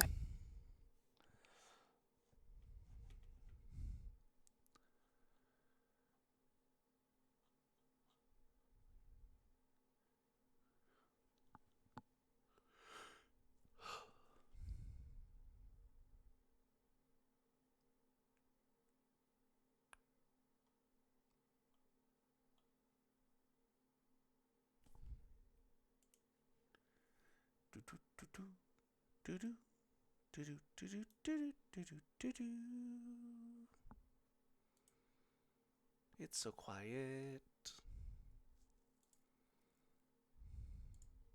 I mean, I could try singing a corpse song for you. We could sing Mariah Carey. Let's be careful, guys. There we go. Streaming. I know, that's why I've been muting, but I also have to sing so I don't hear Nick. Okay, so with all of that out of the way, a couple of you learned some really interesting things. Ian, you hand deliver the fireworks along with Magnus. Monokuma thanks you. We put you to work decorating after that. Bud, you eventually make your way, I'm assuming, to Monokuma and hand deliver the very exquisite bottle of wine. Yep. All right. Monokuma thanks you. He puts you to work decorating at first, but after realizing how intoxicated you are, he just has you sit down. I trip and knock down several rows of streamers. Yeah, pretty much. David, you get back. You see Grace. After you do, she seems out of breath. Oh, I was so worried about you. What happened? Oh wait, you grabbed her already. What? I forgot. Did you grab her on the way back? I forgot about that. Well, I was going to her. We never Right, played out okay. that part. Right, okay. So yeah, you would meet her probably around the gate. Yeah, I hand her shoe. She takes it and puts her shoes back on. Well, I was attacked by a gaggle of geese, but as I pull the golden goose out of the bag, got an extra. You managed to get it? Got That's it amazing. and its eggs. That's amazing. And she seems genuinely impressed. I lost my train of thought. So yeah, after that, I'm assuming you just head back. Yep. All right. You in particular can tell that you've had a really decent bonding experience, as you did protect her from a very dangerous monster. You head back. Monokuma holds out his paws, expecting the eggs, as many as you could grab, which was 10. I hand him the golden goose first. Monokuma sort of looks puzzled. Ah, you brought the whole damn goose. Goose, geese, duck. You brought the whole bird.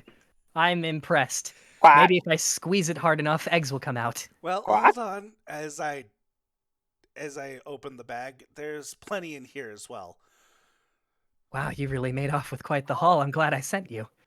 Juliet, he calls, and Juliet comes out of the kitchen. We actually have this for you to cook now. And Juliet sees the goose. I keep getting geese and ducks mixed up. It's been a long night. She takes it. She gives you a smile, and she takes it back into the kitchen. And before I forget, here's your key card. Right. As I'm I assuming gently everybody toss it would to have him. given those back. If he remembered. He would have said something, yeah. Eventually he'll remember, I promise you that. Okay, fair. All right, Bud Bud, did you wouldn't give... have unless it got brought up in the moment. All right, for now we'll let you hang on to it. But Ian gave his back. David, you gave yours back. Yep. Bud can't even remember what fucking pocket it's in. Bud wouldn't remember. That's fair. All right, Allison, you and Fantasia walk in after getting that delivery set up. Mm-hmm. Monokuma sort of speaks up. So, how'd it go? You know, apparently you need to pay your tab.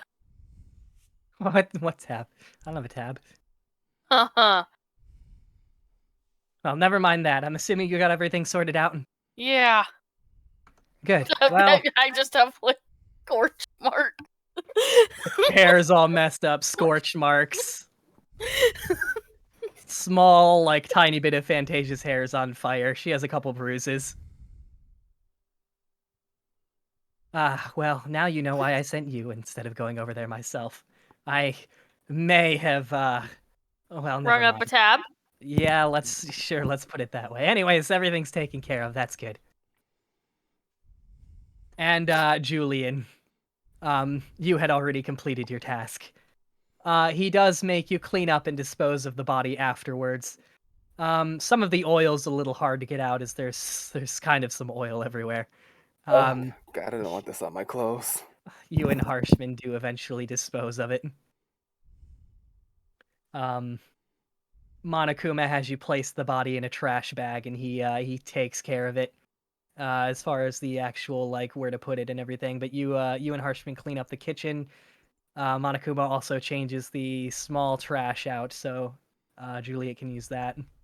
And as everyone's tasks are finally completed, the last bits of sunlight dip behind the horizon, and the festivities finally start. Bonds are strengthened, the food is amazing. Is there anything any of you would like to do? Anything in Yes. particular? All right, go ahead. Also, During the festivities, I am going to set up an area for a D&D game that recounts the tale from my point of view of the goose Oh my with god. adventurers going after this much bigger goose with elemental abilities, and they have to battle it. All right, as that happens, Juliet will join you. Grace will join you. Would any of the players like to join this table? Oh, hell yes. I will watch. I will watch as well. Julian and Bud watch. Ian steps up to play.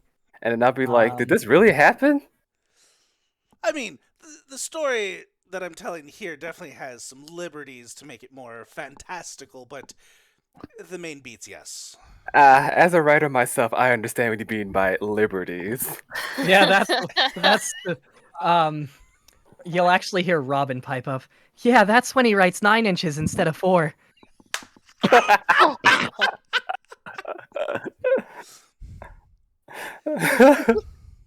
I'm sure you enjoyed the 9 inches of that part of the story.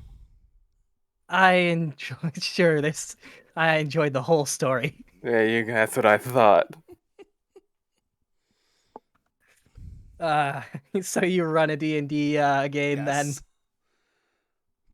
All right, it goes very, very well, obviously. Is there anything anybody else wanted to... Ian, did you have anybody you wanted to talk to? What do you plan on doing? I'll talk with Juliet. Okay. You would see her playing D&D, but you can pull up a seat. That's and how sort of Ian talk ended to up her. playing. Yes. Right, Ian's also playing D&D. What am I thinking? All right, as you guys are gearing for the boss fight of D&D, what would you like to talk to Juliet about?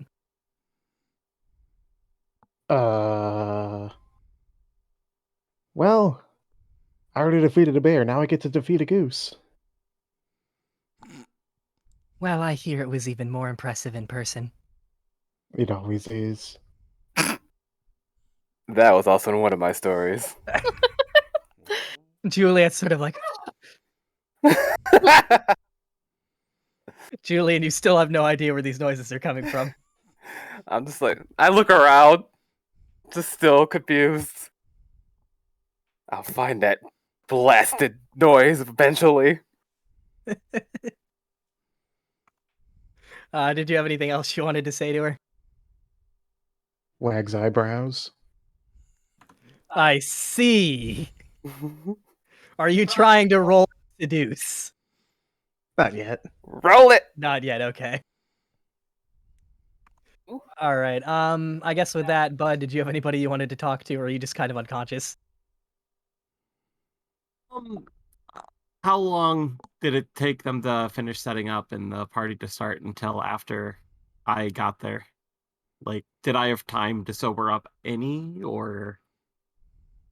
Yours would have been one of the ones that took a little longer, but you still would have gotten there before sundown, so the party's gonna last until well after midnight. So you would have a couple hours.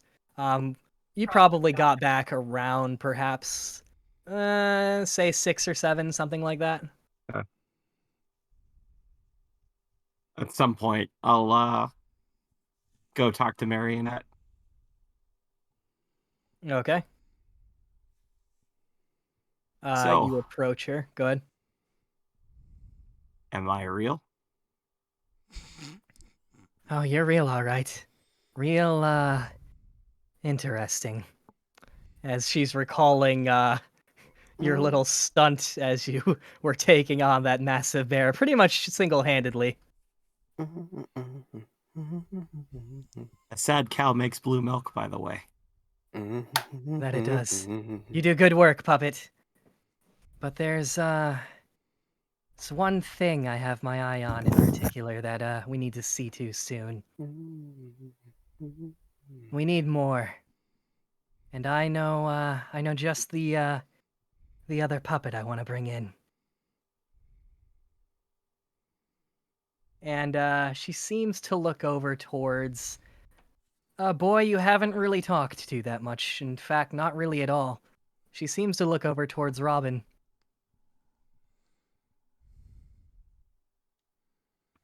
Anyways, enjoy the party. I've got some things I need to see too. And with that, she will stop leaning against the wall she was leaning and sort of head up towards the bedrooms.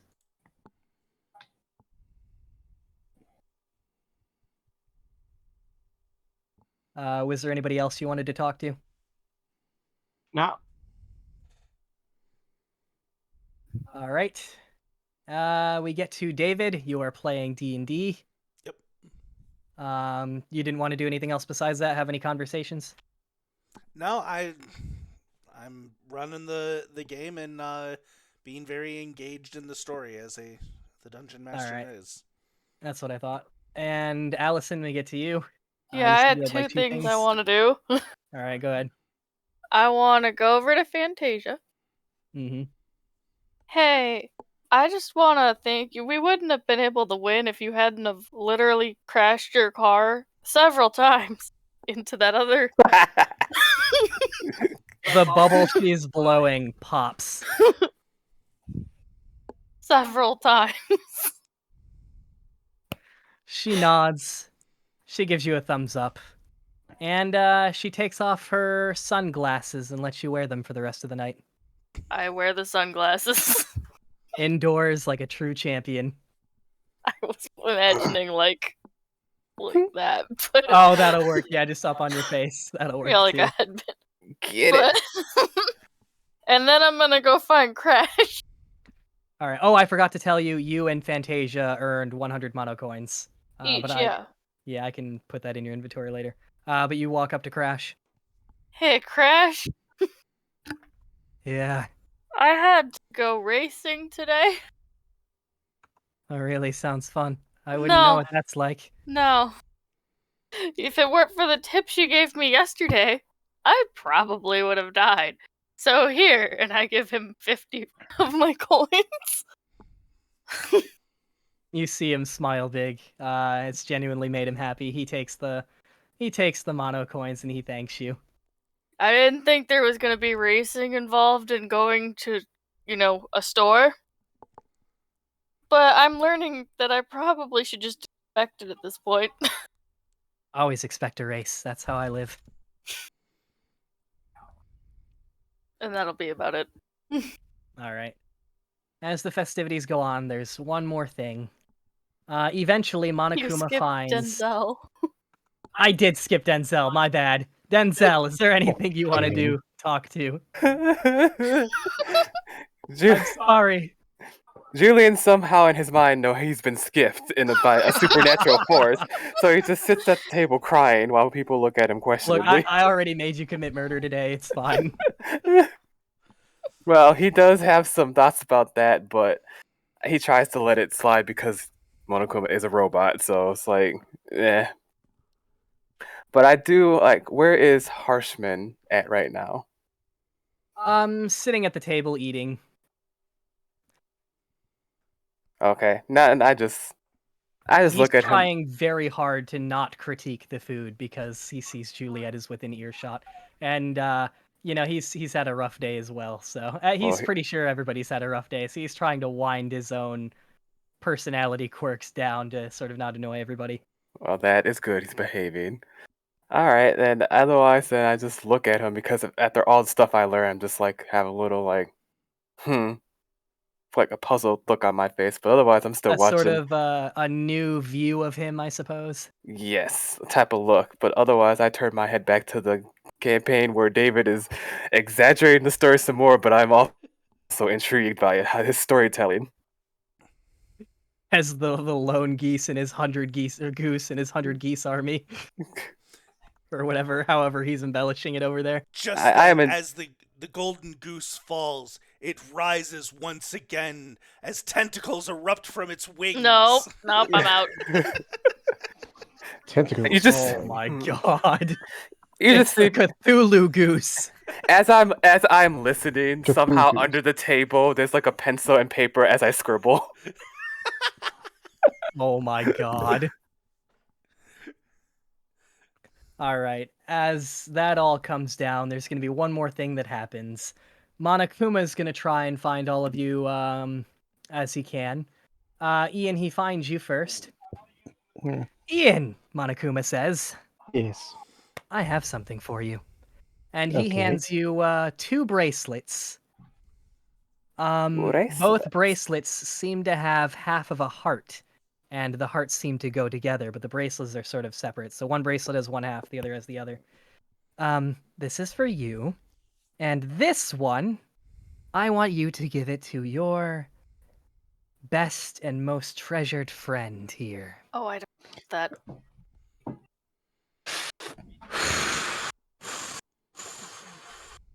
Why you do this? Monokuma just sort of laughs. Think carefully! And he dashes off, leaving you with both bracelets. One yours and the other yours to give. I'm gonna give you some time to think about it, and we're gonna move to Bud. I have my decision. I go up to the end, whisper, I also put this part in my story as well, and then walk back and sit down. Oh my god. Blushes uncontrollably. Jesus. You know who you want to give it to already? Yes. Alright, who do you hand it to? I hold it out to Juliet and say, I have one last gift for you. You're giving me this? She takes Yes. it and she looks it over. You almost get the strange feeling that you've eased some kind of pain she's been feeling recently. She sort of clutches it tight. She looks over at everybody else. She looks over to the D&D table and everybody having fun. She sort of gives a smile and she looks back at you. Thanks. And she will put it on. Right. What if Alright. you made me do, Nick? I didn't make you do anything. And we go to Bud. Bud, basically the same thing happens. Monokuma hands you friendship bracelets, one for you and one for your best friend. Neat. I immediately put one on and then slide the other one over the neck of the fine-ass bottle of wine in my backpack. I like it. All right, so you put the other one on top of the neck of the bottle of wine? The bottle of wine in my backpack, the fine-ass one. Yeah. All right, cool. All right, so that takes care of that. David, as you're playing, Monokuma will... maybe you have a break or something, but Monokuma will find you in the same thing. He gives you 2 friendship bracelets. All right.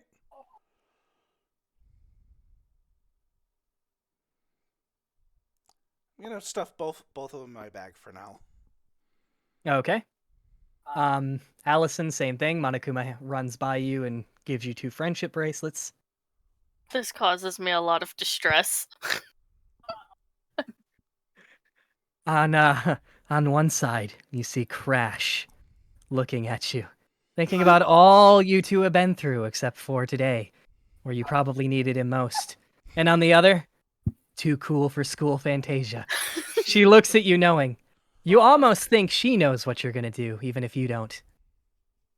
I'm just kidding. I hate you so much. I mean, plot twist, you could give one to one person and one to the other. That would be But it is up to you.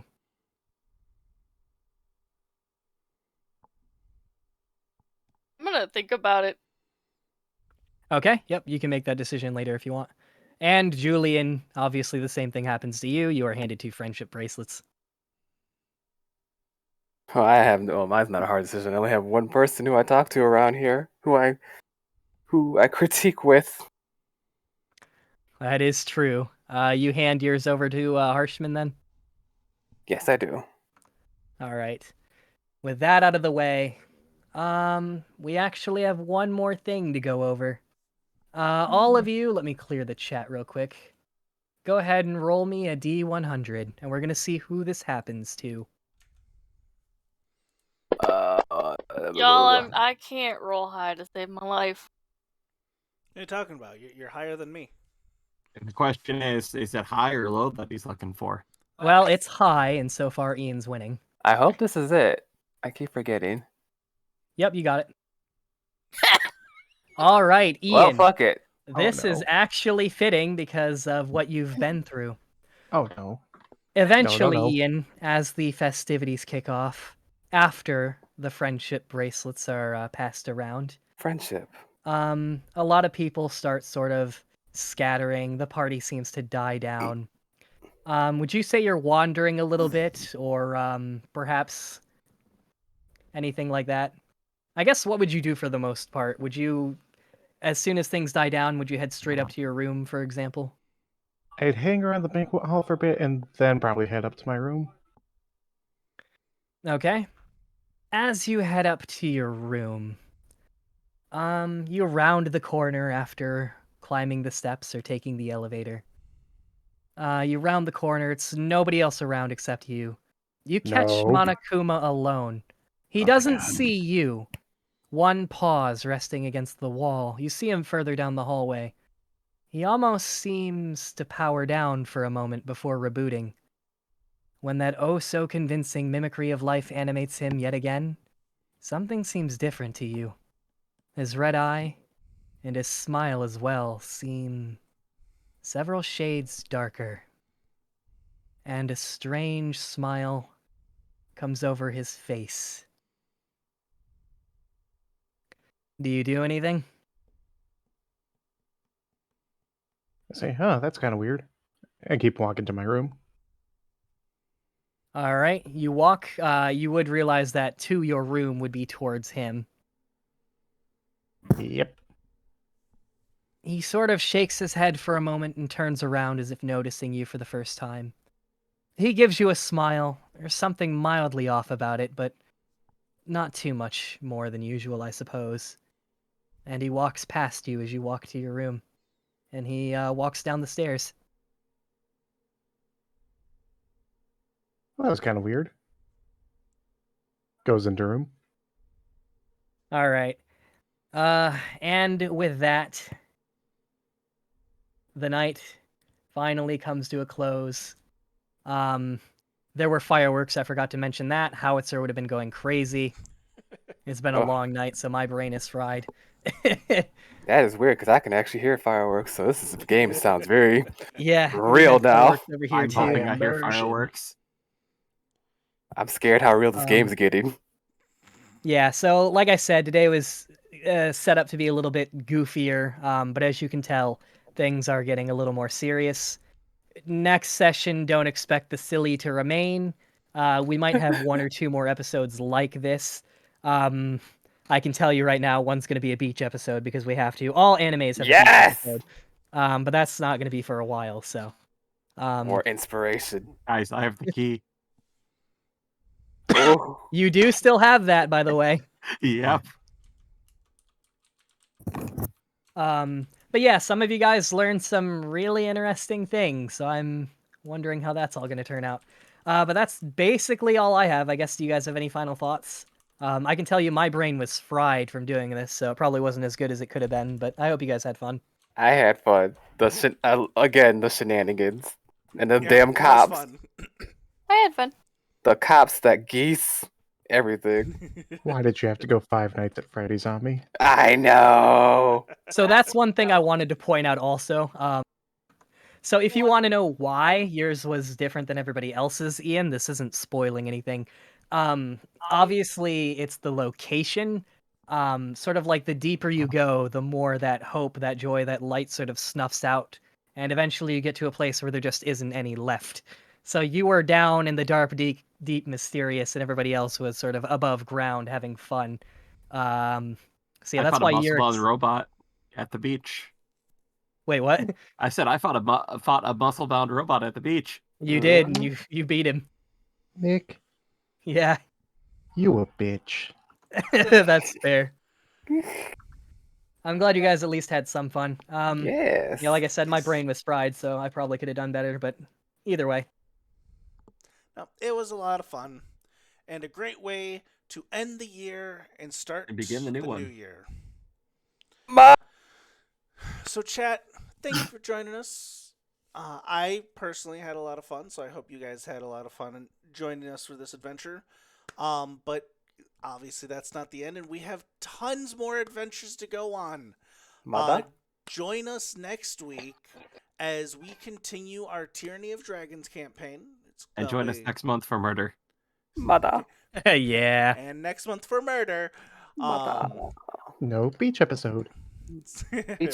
Beach murder. So tons of role-playing games as well as D&D coming your way, as well as other streams because we have some things to get through thanks to all the generous donations for Extra Life. So thank What's you. that? I everyone, can't again. find my copy of Dokapon Kingdom. Oh, don't worry. I figured Oh, we'd probably no. have to reinstall it after your last hard Oh, drive damn it. mishap. But What's it's that? fine. My computer's out the window? Oh, don't you even. Don't worry. When I build Denzel's computer, I'll make sure all that's installed. What? My What's- computer was built wrong. I can't play what's- Dokapon Kingdom. That's the only game I can't play? What? Oh no, Oh, he doesn't have a Denzel. motherboard. Denzel, you said it looked fun and you were intrigued by it. It does look intriguing, I will admit. It's fun, adorable. Denzel, there's a casino. There is a casino. I know where I'm spending most of my time. I had the same idea. Let me tell you, it didn't work out. Oh. There's actually a unique class you can get in the game by gambling at the casino. Oh yeah, there is. Yeah, don't bother me. When I'm there. You know, being in the casino is all fun and games until they hunt you down and slaughter you there. No, you weren't being hunted down and slaughtered. It's as soon as you stepped out of the cave, you lost half your money. Yeah, that too, actually. But anyway, chat, thank you for joining us. We will be back in the new year with tons of more streams to come. So take care. Bye-bye. Bye.